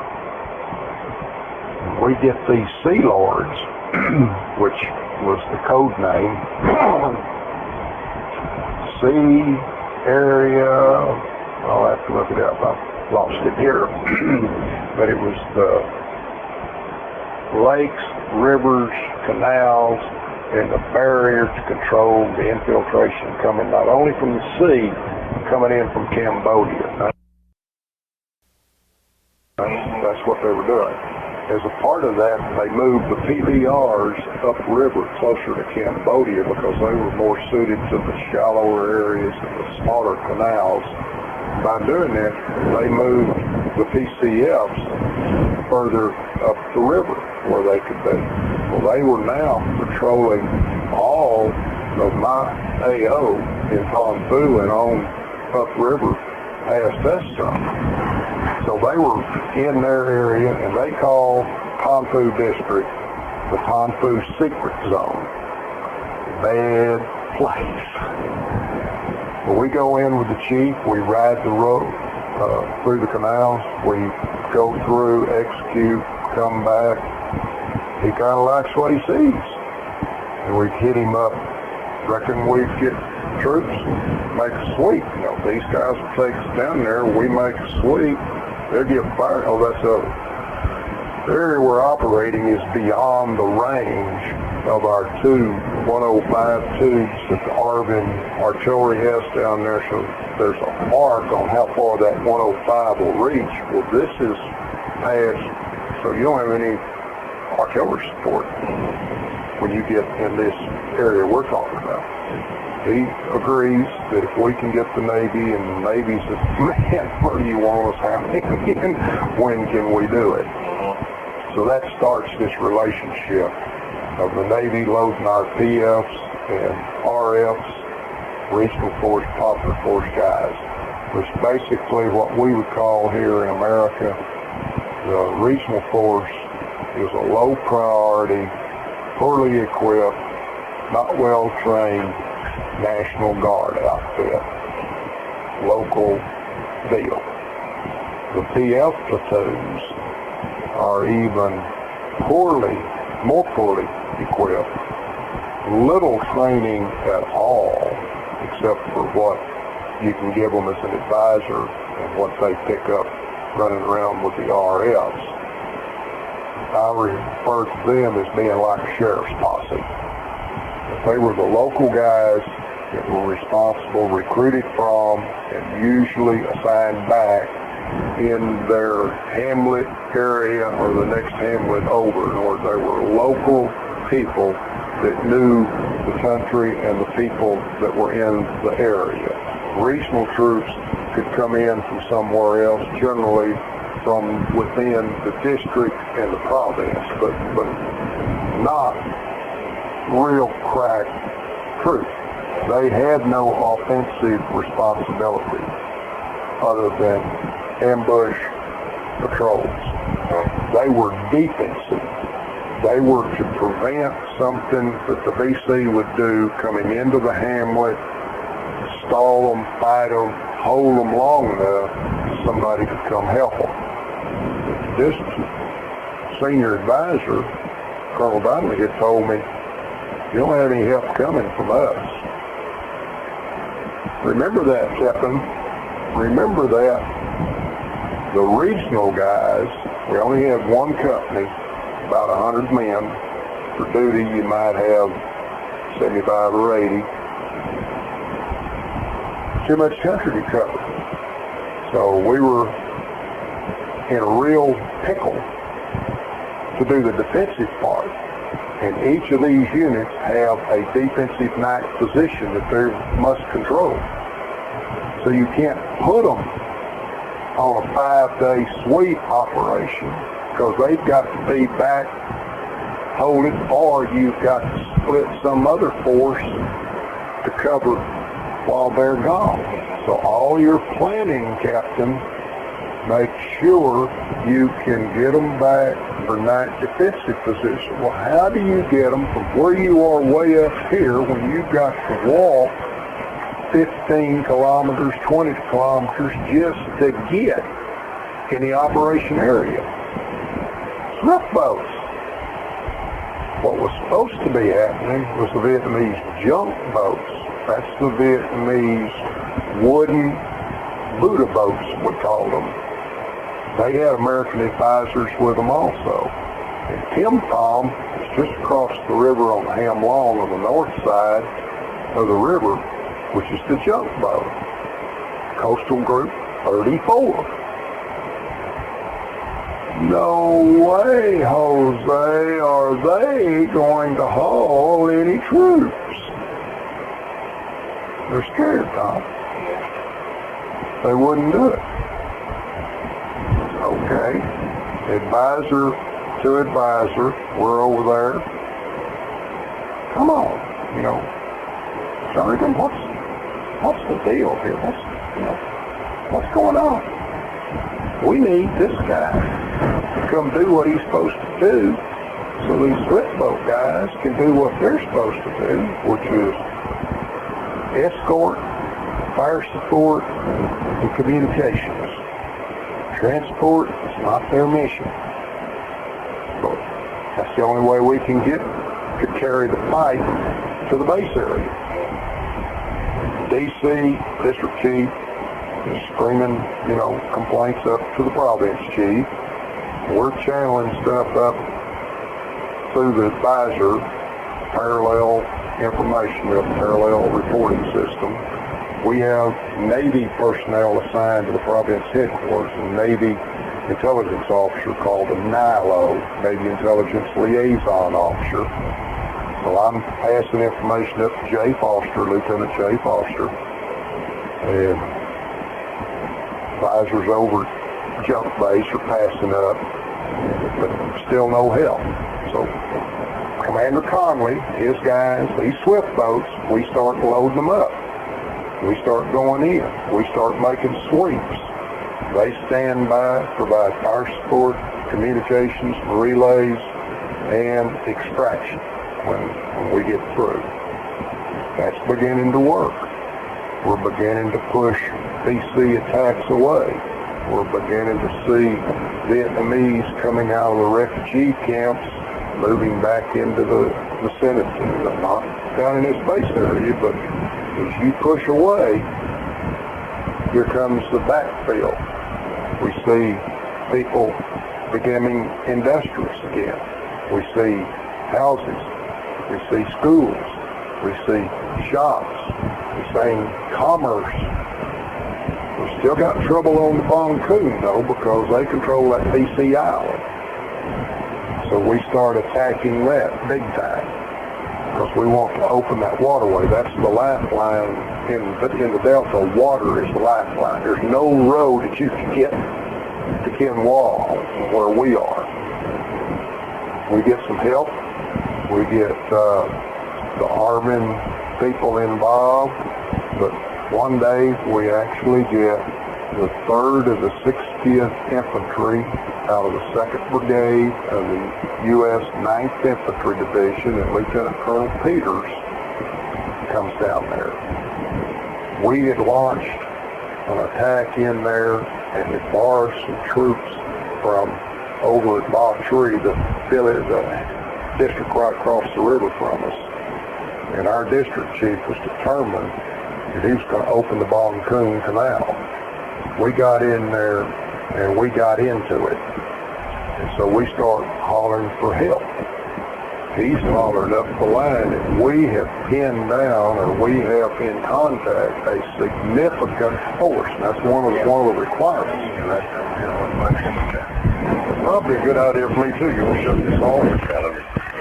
I'm going to get her. Give me a timeline. Well, I got an appointment that I got to be at by noon, but okay. Well, we may have to. What I'm trying to, we need to figure out a story that we can tell in 27 and a half minutes. That's why I'm giving you all this. I'm giving you too much detail. Right. Well, yeah. I want to hear it, but I want to, because we're gonna. One of the challenges of doing this show is getting you've got to condense in there, and then that's been my challenge and my problem is right. And we're trying to show you about 8 or 9 pictures, that represented it. Because really, that's all we've got. Really. I know. Unless you show them while you're talking. Well, describe because the pictures. Actually, I hold the pictures. I say, and the camera just goes. I say. Okay. But go ahead. You said there was one story. Yeah. We got to the October time in there, and we're out on this mission with the Vietnamese, and I'm out there with the lead element, which was the way we worked it. The major stayed back with the chief, and I went with the maneuver element because that's where it was. I'm out here with the maneuver, and we're getting ready to cross this big, broad Weiss patty that's about 2 clicks across that sucker. And over here in this wood line, we've got somebody over there that's speaking to us in not real friendly fashion with weapons. Well, old infantry bedding school for boys clicks in. It says when you cross an open, unprotected area, you will protect your flank by indirect fire, if at all possible, or with heavy machine gun for direct fire purpose. Well, that sounds pretty good. Looks like we hit that particular classroom situation out here to me. So I get on the horn and I call back, and lieutenant that's leading the troops out there, I suggested to him, because he's my counterpart on this situation, and he tells the chief, we got some sniping coming in from our northwest flank up there, or northeast of us off that left. Well, we put this company across this big wide open space. Let's have them talk to those boys, get their head down, back up the line. My guy's all ready to go with it, and so we get ready, and I get up on one of those closed grid square or contour lines. I've got my binocs out because I'm fixing to be adjusting fire forward observer. All of a sudden, wham! First round comes in, and I'm dropping, diving, going every which way loose. Hit right between that lead platoon that was getting ready to cross and that second platoon that was back here in this little nipple bomb area with us. Hit right in between them. Next round comes in, boom, skips, no explosion, out into the brass paddy, hit right in front of second platoon. I'm still down there buried. Ceasefire, ceasefire, getting friendly, ceasefire. They get it shut down, but not before the third round comes in, and this one, thank God, is a little bit long in front. As you fire the tubes, the heat begins to raise a little bit. Thank you, God. It gets out in front of the platoon. We had some people hit with some rocks and a little bit of scratch here and there, and most of us got it diving into the brush, but we didn't have anybody killed that morning. But that round that hit right behind that first platoon, and right wasn't but 30 yards from where I was standing. That's one reason I don't hear so well. One of the reasons. The other reason is our hooch is downrange about 75 yards from where these two guns are. So every time they fire, and when they're trying to hit down in the far end down there, they're firing max charge. And our hooch literally shakes with the concussion. So over a period of about 10 and a half, 11 months of this outgoing over your head, the repeated concussions began to work on you. So that's another one. That's 3 times now, thank you God. Anyway, we get going with the Swifties. The Swifties are doing great. We're fighting and killing. We're taking back. We're not backing off. And the chief is really taking charge, getting the district people to do what they're supposed to be doing. I was fortunate. I had a great leader. And part of it, I believe, is because of the treatment that he received under the communists. So then we get into this real hard nut area. The fellow that was the North Vietnamese. Yeah, he was North Vietnamese. We get into this area that we're going to go into, and the way we would usually do it is we'd run the Navy in first with us. We'd do the recon by fire. We'd check the place out, get a better feel for landing positions and extraction positions. Of course, we have aerial observation repeatedly. We're going in, and the first time we're going to go into An Yan. We're going to go down, and the chief wants to talk to him. So anyway, his idea is to go in, and we round up the village people, bring them into the market area, and he has this talk that he gives them. And I'm going to summarize real quick. I am GVN. I am here to help you. We are good. BC are bad. You live in bad areas. I cannot protect you here. You come out to our area where we can. We will clean out the BC and you will come back home. If you are for me, you come with me. If you don't, when I come back, you die. I think, wow. Then my Vietnamese interpreter says, he's speaking in North Vietnamese dialect, and they really don't understand what he's saying. And I says, well, too, you better tell them and get enough of the leaders, the village chief or the hamlet chief, and you better get the message to him real quick, because we mean it. So we have this little powwow, we extract, go back out, Navy's doing PSYOPs and all this kind of stuff for us. We plan the operation, and we're going back. And when we go back, there's no friendlies in the area, as far as we're concerned. They had their chance. Because we had a lot of BC sympathizers as well as just outright BC. And we were probably talking to a bunch of BC in there. So we come back in, and I mean, it's just an open invasion. We're moving in, we're sweeping through. It's a cordon, not cordon, search and destroy. We're in there, search and destroy. And anybody that's still there was considered BC. Well, we get that done, and then we get our guys, we make the rendezvous, and we get back out. We have helios, and we're coming back in, observing the next day.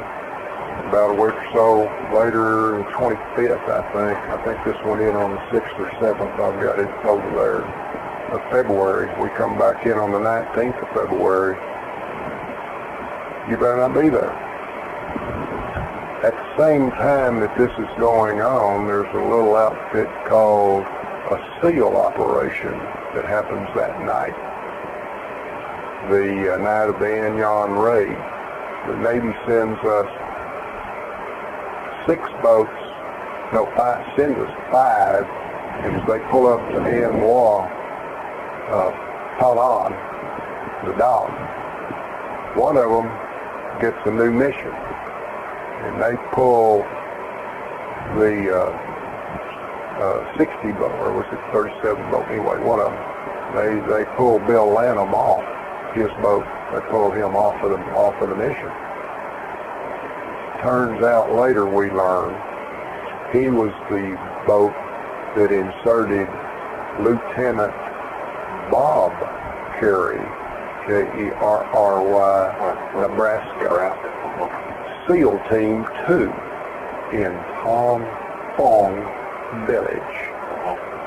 And you may recall that about 2 or 3 years ago, there was a bunch of splash trash trying to run Bob down, and about what happened in Tan Phong. Well, I'm the guy that cleared the SEAL mission for them to go into Tan Phong. And the bullshit about what Vistica wrote, and anybody else, the damn New York Times, they weren't there. We were. There wasn't anybody friendly down there to us. And when that bunch went in there, I don't know what happened. I was not there, but I dealt with the aftermath, and the district chief had to deal with what happened and the crap that got stirred up. How it got screwed up is beyond anybody's ability to figure out. And going back 20 and 30 years later and asking the people in Tan Phong what the hell went on that night is stupid. But we got some people back up that were wounded, and the district chief was asked to first to help pay for the burying of some of the dead and to evacuate the wounded. The chief's answer: UVC. VC bury their own, VC take care of their own, get out of here. And people were thrown out of his office. That's what we thought about it. Vistica. Well, I'll tell you this, to tell you I got in a crossfire because somehow or another he got my name. And this Vista guy hounded me and, all kinds of stuff as to what was going on down there. And I will agree that he did a fair job of representation in the article, but he missed a few enlightening points of what I said about the way the chief handled it and the way Kerry was not wrong. We were damn glad he did what he did down there. When I finally get to the end of my tour, I'll tell you about the SEALs going in and springing 15 POWs out of our area. But anyway, we get the progress, we're securing the area. The first thing you got to do in an insurgent situation is you've got to secure the area. None of this other stuff works. If they can come in and blow your bridges, if they can come in and harass you, if they can come in and drop mortars on you, the people cannot make any kind of progress getting, business, farming, going to school, none of that. So our job, although we're a defensive force now, we're nothing but a defensive force. We're pushing them out of there. Back to the island raid again when we finally got the help. We blocked horns out there. That particular operation, I was back at the CP on the radio. The major had decided he was going because he was kind of getting, problems with the DC. And he was trying to get the DC to even do some things that the DC didn't want to do by showing him that if he got his button to swing, there was help. That somehow or another we might, he wasn't going to get left out there. He promised him airstrike. If we get in it, we'll get an airstrike. Well, we got in it, and the bunch from the north, and we were doing a pincer out there. Well, sure enough, we get on the horn, and here comes Andy 79. That's the Air Force FAC, who's assigned to Quinoa. And we tell Andy 79, we're in contact, and we think we got something down here. And he comes in, they give him 4, I've got the coordinates in there somewhere, areas where we think we've got some stuff. By George, here we come. We get the fast movers, and they come in. And up on their horn, they're reporting every time they make a pass, they're getting automatic weapons fire out of this deal. Well, man, that gets on up the line quick. And that's how Colonel Peters got air mobile on that contact. And that was the concept of operation.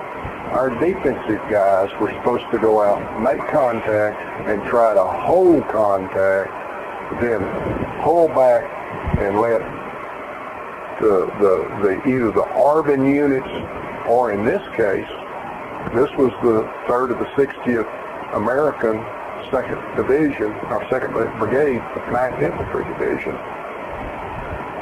That's that mobile riverine force bunch that saved the Delta during Tet 1968. Well, they come racing in choppers and they insert. We didn't get the extraction work real good again. So we've got some Vietnamese in there, friendlies, and we're trying to get U.S. in there. We finally get them done, get them on the ground. We get our guys out. Bob Tree gets out on the other side. Now it's an American AO in there, operational area. So they start chasing around, and they have dissipated. They have evaporated. It's the most frustrating thing that when you make contact, you can't fix them. First of all, you've got to find them. This is infantry doctrine. Find them, fix them, hold them, and finish them. We can find them every now and then, but we can't fix them. There's always somehow or another they would get away from us. Now you talk about being frustrated. You get shot at, you got them, but you can't kill them. Well, the Americans get in there and they can't find them. So this best plan that we'd all figured out and everything, Americans pull out pretty quick. But the effect on our district chief was great. He now saw when the American advisor recommends something, he can back it up with the big bang from the sky, or if it really gets, he can get help. So man, you talk about that Vietnamese DC wanting to kill Charlie. Set calm. That's kill Viet Cong. Set is kill in Vietnamese. We started kicking ass and taking names after that. And that pushed them on down the way. Well, the night of February 2nd and 3rd is the event that, again, thank you God, and the VC had nominated a couple of us for the wall in DC. We had been hearing and getting information as they infiltrate in, and we were getting from the Navy NILO, from the Army Intel Service, and the Vietnamese Intel people that there was movement into Con Phu area. Or they didn't like what we were doing to them. They were contesting. They weren't going to quit. Well, the way we secure an area is we go into this outer area where we've got security. We call it controlled by day, not by night. But we build an outpost. No French thinking. But really, there wasn't a whole lot more you could do about it with the kind of resources we had. We didn't have the ability to push them off and keep them off offensively. So we push them out, and then we put an outpost, and then we send further out ambush patrols. We're building an outpost. This is January 30, 25, 30. We're getting a brand new RF company coming into Con Phu. They get there January 30 or 31. Right out of the training area. We finally had prevailed on the province chief that what we were doing down there was working, but we didn't have the resources. And so with what we were proving we could do with what we had, we got another RF company. Gee, how about that? Results, more help. Good deal. These little guys come in, we don't have M16s. They got M1 carbines, that's semi-automatic, M2 carbines, some of them automatic. We've got a bar, no mortars. Now, our other company that we've had all this time got M16s back in October and November, but if you recall the pattern of events, the American forces were building up in 67, 8. So M16s were going to American units, and only a few were available, and mostly they were going other places, I guess. I really don't know what the logistics were. But we did not have, until about December or January, that first company fully equipped with an M16. They'd send down some, and we'd equip a squad, and then we'd put others, because the AK-47 outguns us. While I'm doing all this stuff in the fall and winter, early, we're outgunned when we're out there trying to kick ass. You don't want to be there. This bunch comes in, they're new, they're a good leader, Trung Huy Phong. We send him out to secure this hamlet, Anwa Hamlet, on the north flank, while the PFs and the locals are constructing this outpost. At the same time, we have been augmented with what's called a mobile advisory team. That's that MAT team that's out away from the district headquarters. That MAT team is similar to a district team, but they work straight with and out with the RF companies. They don't have the civic affairs and governmental responsibility. You've got a captain, a lieutenant, 2 sergeants, and a radio out there. One of the sergeants is a medic. No, he's not. You got a heavy weapons and a light weapons sergeant out there. Okay, the light weapons sergeant and the captain are up there helping supervise, advise, be in the Anwa area up there. But we're getting these reports in 3 or 4 days. Trouble. Man, my antenna is, the Vietnamese are telling me the same thing the Navy's telling me, and the same thing the Army's telling me. They're gonna hit, and we're pretty sure they don't like the outpost idea at Anwa. The night of February 2nd, 2 nights before probing attacks, trying to figure out where we've got people. The night before, on the 31st, I guess it was, or the 1st, I guess it was the 1st of February, one of the guys infiltrating down decided, I like this idea, and he chew hoys. That was the Vietnamese phrase when they converted over, left the BC side, converted over and became with the Vietnamese, and we call them after that Hoi Chai. So he had chew hoyed because he didn't want to get shot at from the GDM side and what the Americans could dump on him in this operation. Well, he kind of spilled the beans to the Vietnamese. He didn't know very much because he was just a trigger puller, but he knew they were going somewhere in Kung Fu and there was going to be some kind of an attack. So you're putting all this intel together, and I'm sitting over there thinking, yeah, I don't know when, but the Anwa is where I put the red pen. They've got an outpost partially constructed. The berm is about this high. It should be about 8 feet high, but it's right here on me when I get there. You're supposed to have 3 rings of wire around it. They have none. You're supposed to have mines in the outer 2 rings. Naturally, we haven't got the wire, so we don't have the mines. We're in construction phase.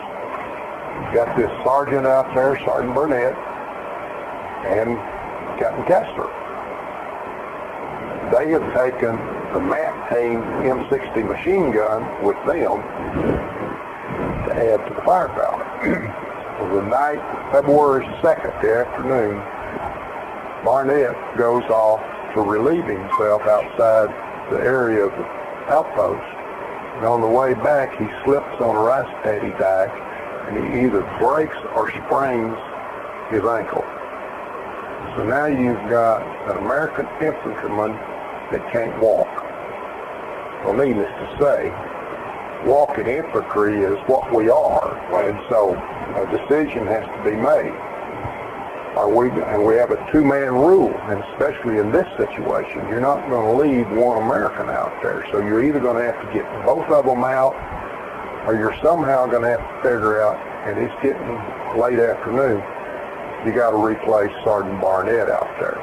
Well, unfortunately, things were not going well back at the district at that time. This was, I believe, a Sunday afternoon, and unfortunately, the good major had been imbibing of the spirits beyond what was reasonable in a combat area, and he was in no shape to be deciding or doing much of anything. Our team sergeant was not there. So it was either send our RTO, our medic, or me. So I told the major, I says, look, you got 2 choices. We either get them all out of there and let happen what's going to happen, and I think it's an attack tonight, or I'm loading my gear and I'm going. And I'd already told the RTO, says, if you can flag down a chopper, we need a medevac. You bring that medevac in here to our headquarters first. Moore came up to me shortly after I had this little coaching session with the senior advisor, and I told him, I said, lay off the bottle. I said, we're going to need you tonight, but I'm going out there. Moore came up to me and says, I got one on the way. Well, I grabbed 2 cans of M60 machine gun ammunition, 2 more bandoliers. By that time, we had M16s. My M2 carbine had been replaced. Got 2 bandoliers of M16. This time I didn't carry my pistol, and I didn't have my little booty hat on. I had pistol, butt, armor. I had the works on for this little mission. We get the chopper. We circle in. I'm looking out around there doing the best I can on a VR. You can see fires and stuff beginning to pick up out in there, and it's beginning to get dark. We come in, we get Barnett out of there. Captain Kester gives me a quick once around, shows me where the 246 company is, gives me a once around. He's over here, and I says, okay, you've been here, you know where you've laid in the fields of fire, you know what you've got planned. You stay on the gun, the M60 machine gun, and I'll stay on the radio. When I landed on that outpost, I was the senior officer, Vietnamese, American, or anybody else out there. So basically, I was like a company commander. So I said, okay, I'll take charge of the radio and coordination. And of course, I was more familiar with the Navy and all the stuff at the district anyway, and it made no sense whatsoever to take him off that machine gun. Because, you know, I'm just getting there. Well, they dug out some trees that day, and there's a little old depression and some soft dirt. So nighttime's coming on, I lay out my poncho, and I find that little depression, or right beside the dugout for that salt. I was going to catch me a little nappy pie in there. At 115 Hotel on 3 February, all hell broke loose with 60mm mortar. This little berm is just about mid-chest on me, right over my left shoulder.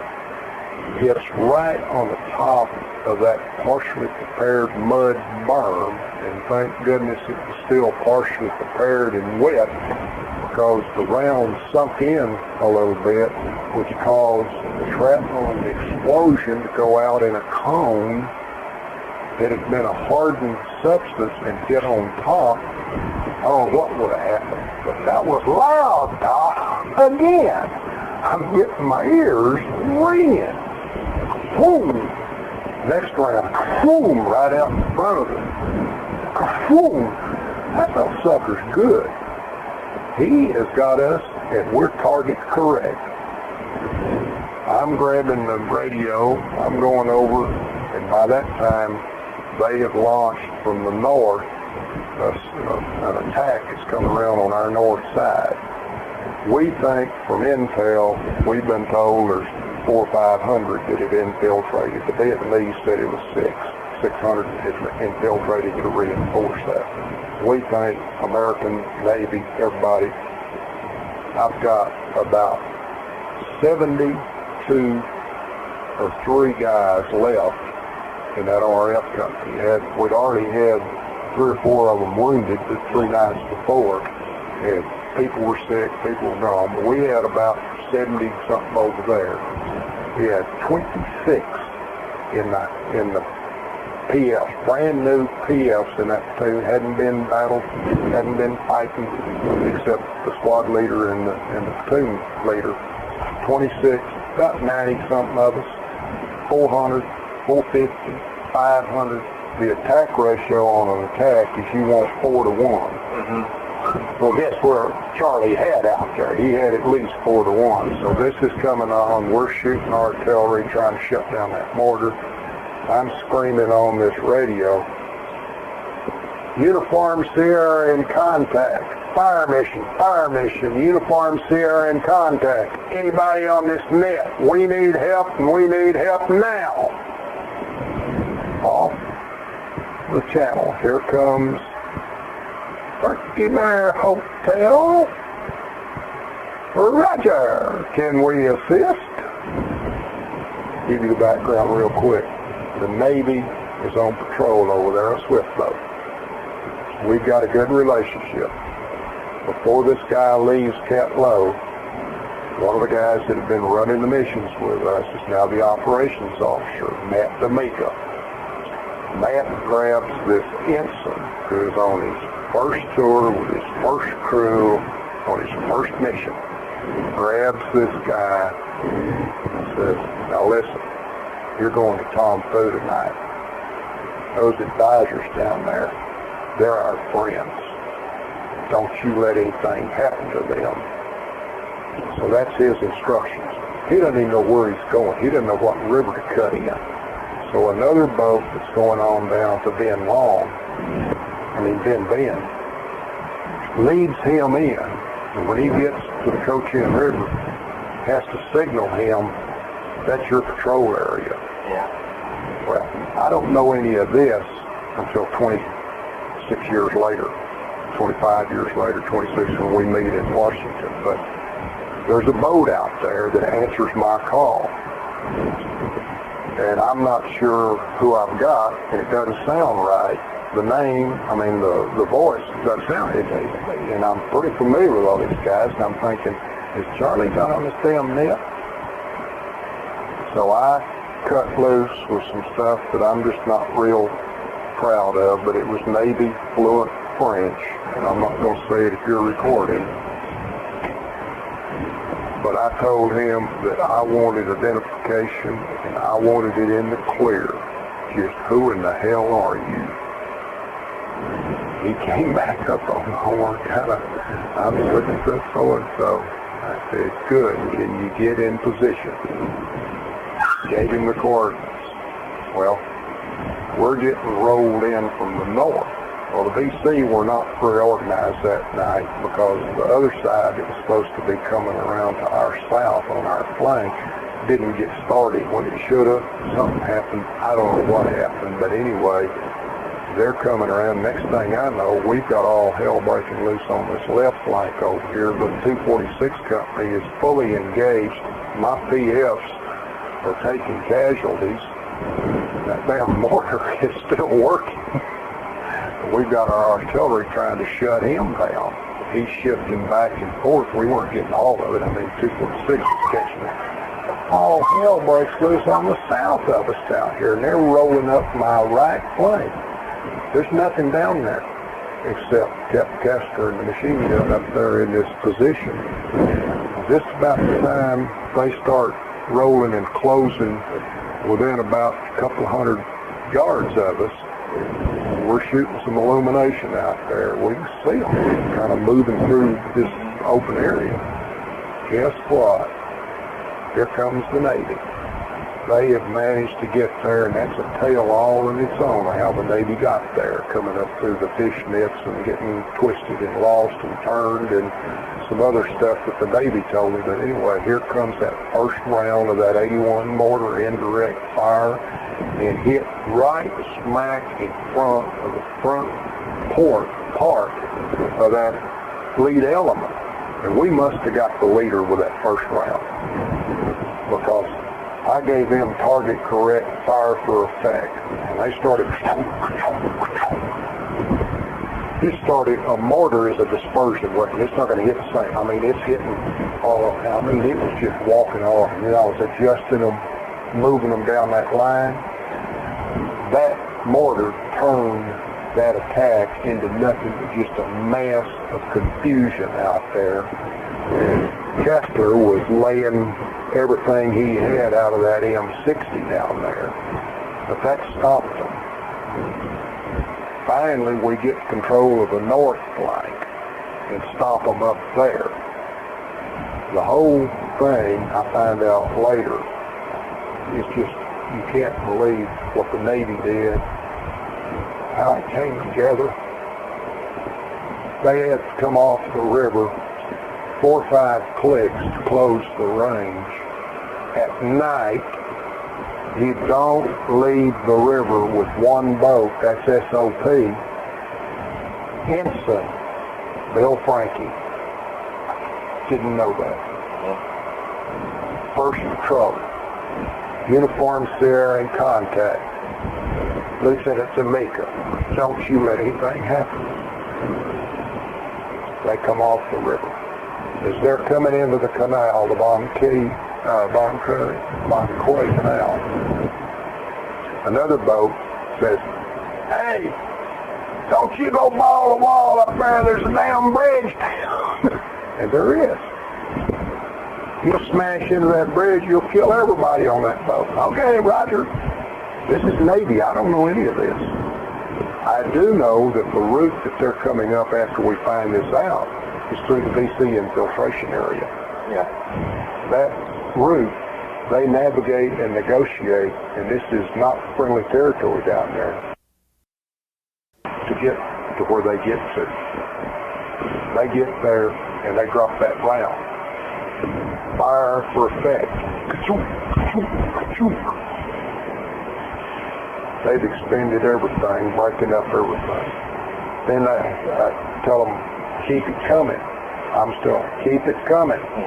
Now all they have is white phosphorus. Keep it coming. One of them hangs in a hot tube. Have you got any idea what a white phosphorus round would do if it cooked off on that boat? It was not, maybe, none of it. So here in the middle of this, and I'm still up there screaming, you know, target correct, give it what you got.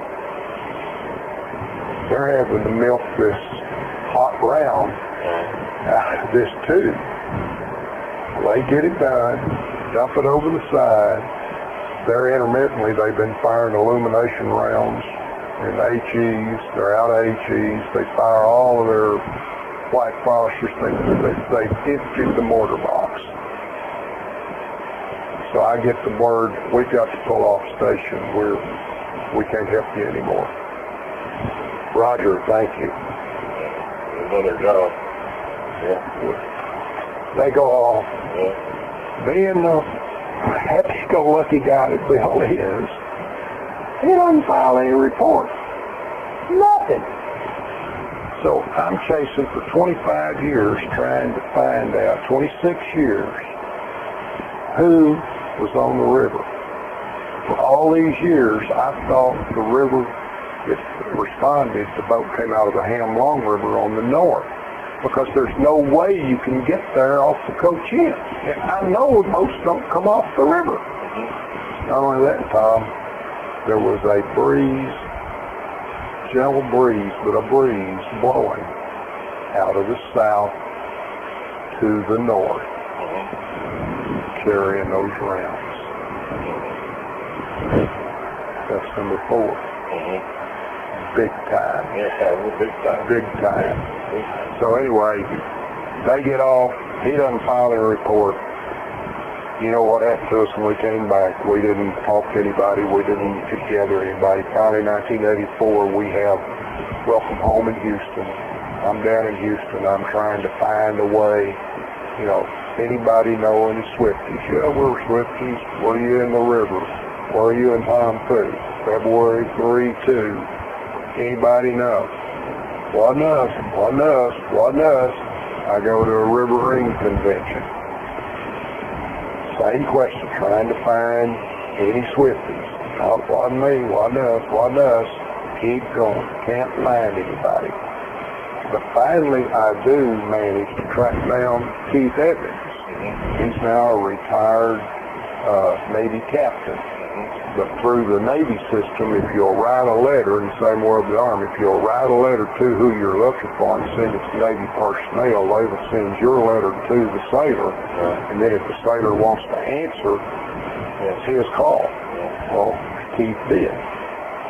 And I got in a loop with some of these swift boat guys. And then I found out in 95, we found 2 swift boats in Panama. We're going to have a dedication. It's going to the Navy Memorial. We're having all hands on deck.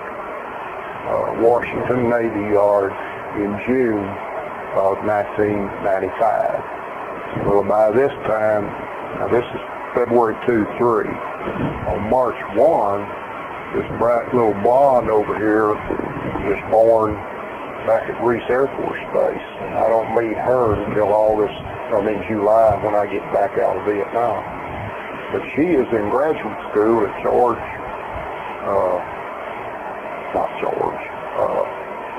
James Madison. James Madison there in Virginia. So I arrange and she arranges time and everything, and meets me in Washington, D.C. for this reunion. We meet these guys and talking to them and going along. And I walk up to the registration desk. And the guy that's going to be the president of this organization, Jim Thomas, is sitting there. And this guy that's the secretary or the treasurer, y'all, is this guy, Way Sims, sitting there. They're taking the money. I walk up and I say, I'd like to be an associate member of this organization. Let me back up. I am an advisor. I am a member of Counterparts. That's our association. You can't be a member of Counterparts unless you are physically assigned. MACB had a counterpart relationship, but we'll allow associate members. So I was not what I call a real sailor. I'm Army. Okay. Thomas looks up at me and says, "Did you ride the boats?"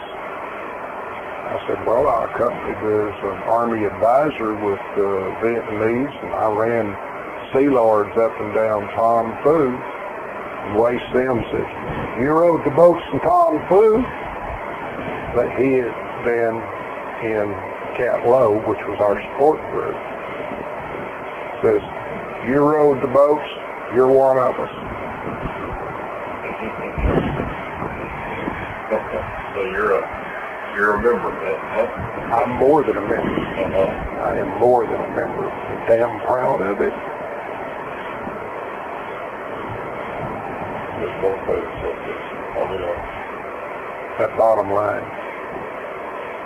try to remember. That's another thing. Boy, I bet you're proud of that. See, I know more sailors and know more friends and knew more sailors. The advisors were scattered. Yeah. And we came in one at a time, left one at a time. We had no connection. There were about Army guys that are a member of the shipboat sailor. I am the only one today. I've tried, I've talked, I spread the word to our counterpart people, and they've asked me, but even this last reunion in St. Louis, I am the only Army guy that is a member of the footboat sailors. and they just think I'm one of them. Back to business. Roy Hoffman, who was Captain Hoffman, Task Force 115, our skipper, he told me when I was going to these first time, and he repeated again up there when I tell him I'm so honored to be in your presence and around you guys. You're the guys I fought with. And he turned up to me and he said, "You're one of us." His daddy was an infantryman, and he says at the banquet, he was coming off the stage and he's almost stumbling. I was sitting at the first set of tables around on that side. I leaped up and got his shoulder. As we're standing there, Roy's about this high to me, about like my bed. Roy reached up, put his arm around me, looked out, and he said, "Anybody that served as a combat infantryman, I am proud to call my friend." So anyway, we get on with this thing. They come out. I think we lost 13 that night. We had 6 there. We got 7 out, and some of them didn't make it.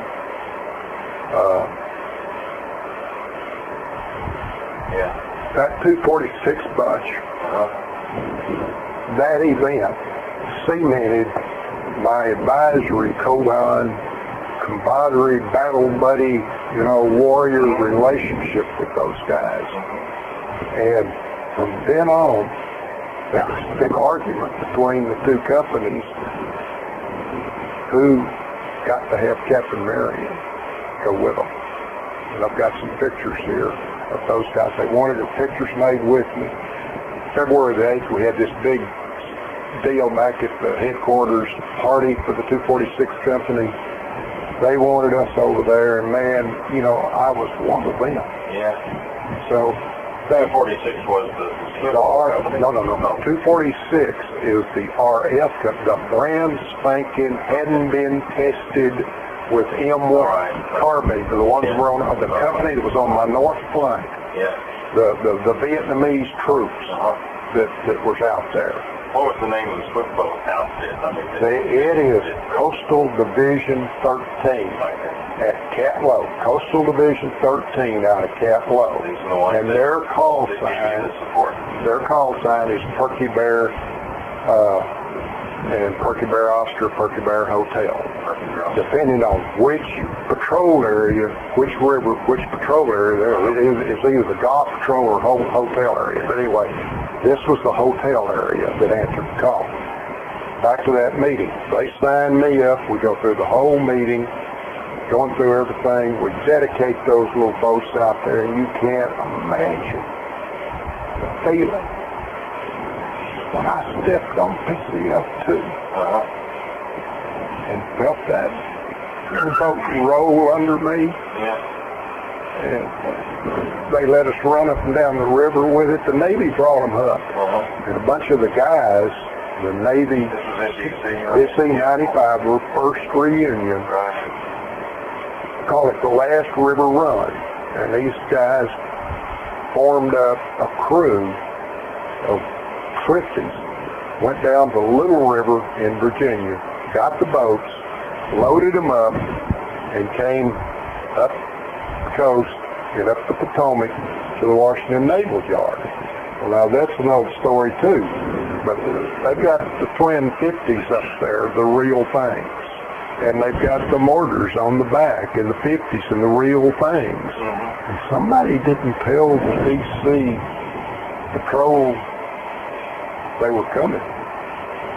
So here you've got these guys in black shirts, these two gunboats that are unfamiliar. Nobody's running anything like that in D.C. up the Potomac. And all of a sudden, and you've got guys sitting up there at battle stations, you know, playing around on the boats, but that's what they were doing. And you got one covering this side of the river, you got one covering this side of the river. They had a harbor patrol or whatever the hell it was come up. Who the hell are you?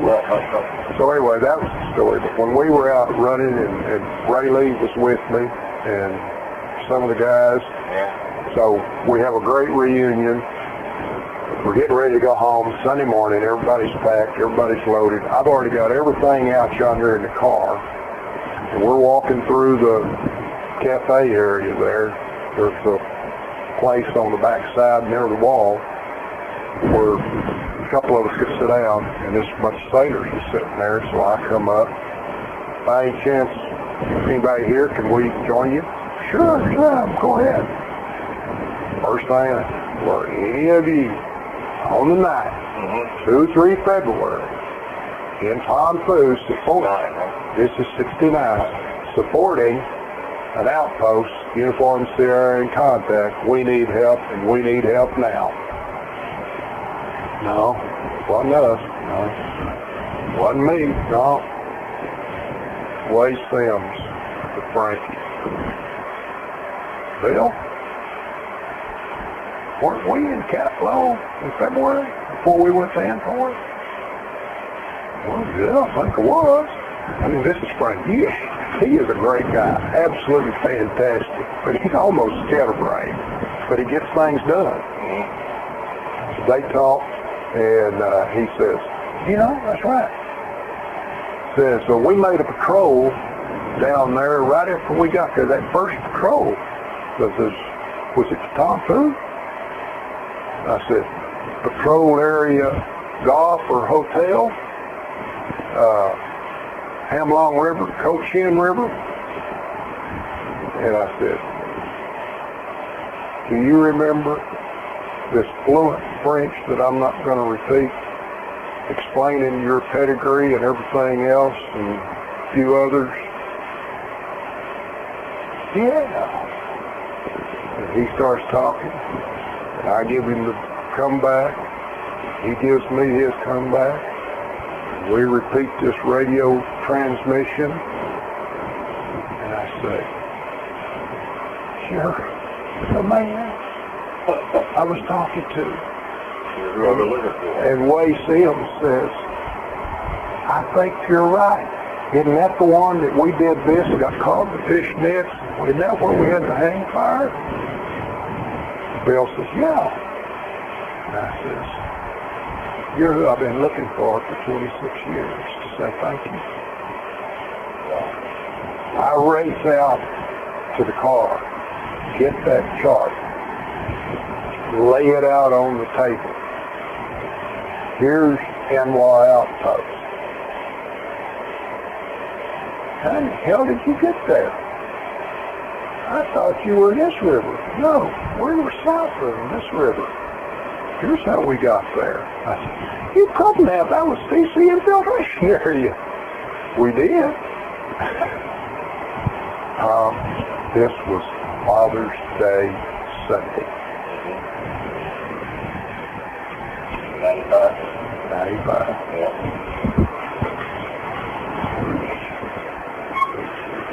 That's Ensign Frankie, 26 years later. That's Radar Man, Way Sims. And that's me, of course. That's the mortar. This is Bill's 2 daughters. He's lost his wife, her mother. This is Terry Sims, Way's wife, and this is my daughter. And she turns to Way as this is leaving. And Way Sims. And says, "Thank you. You gave me my daddy." Yeah. She was not born when this happened.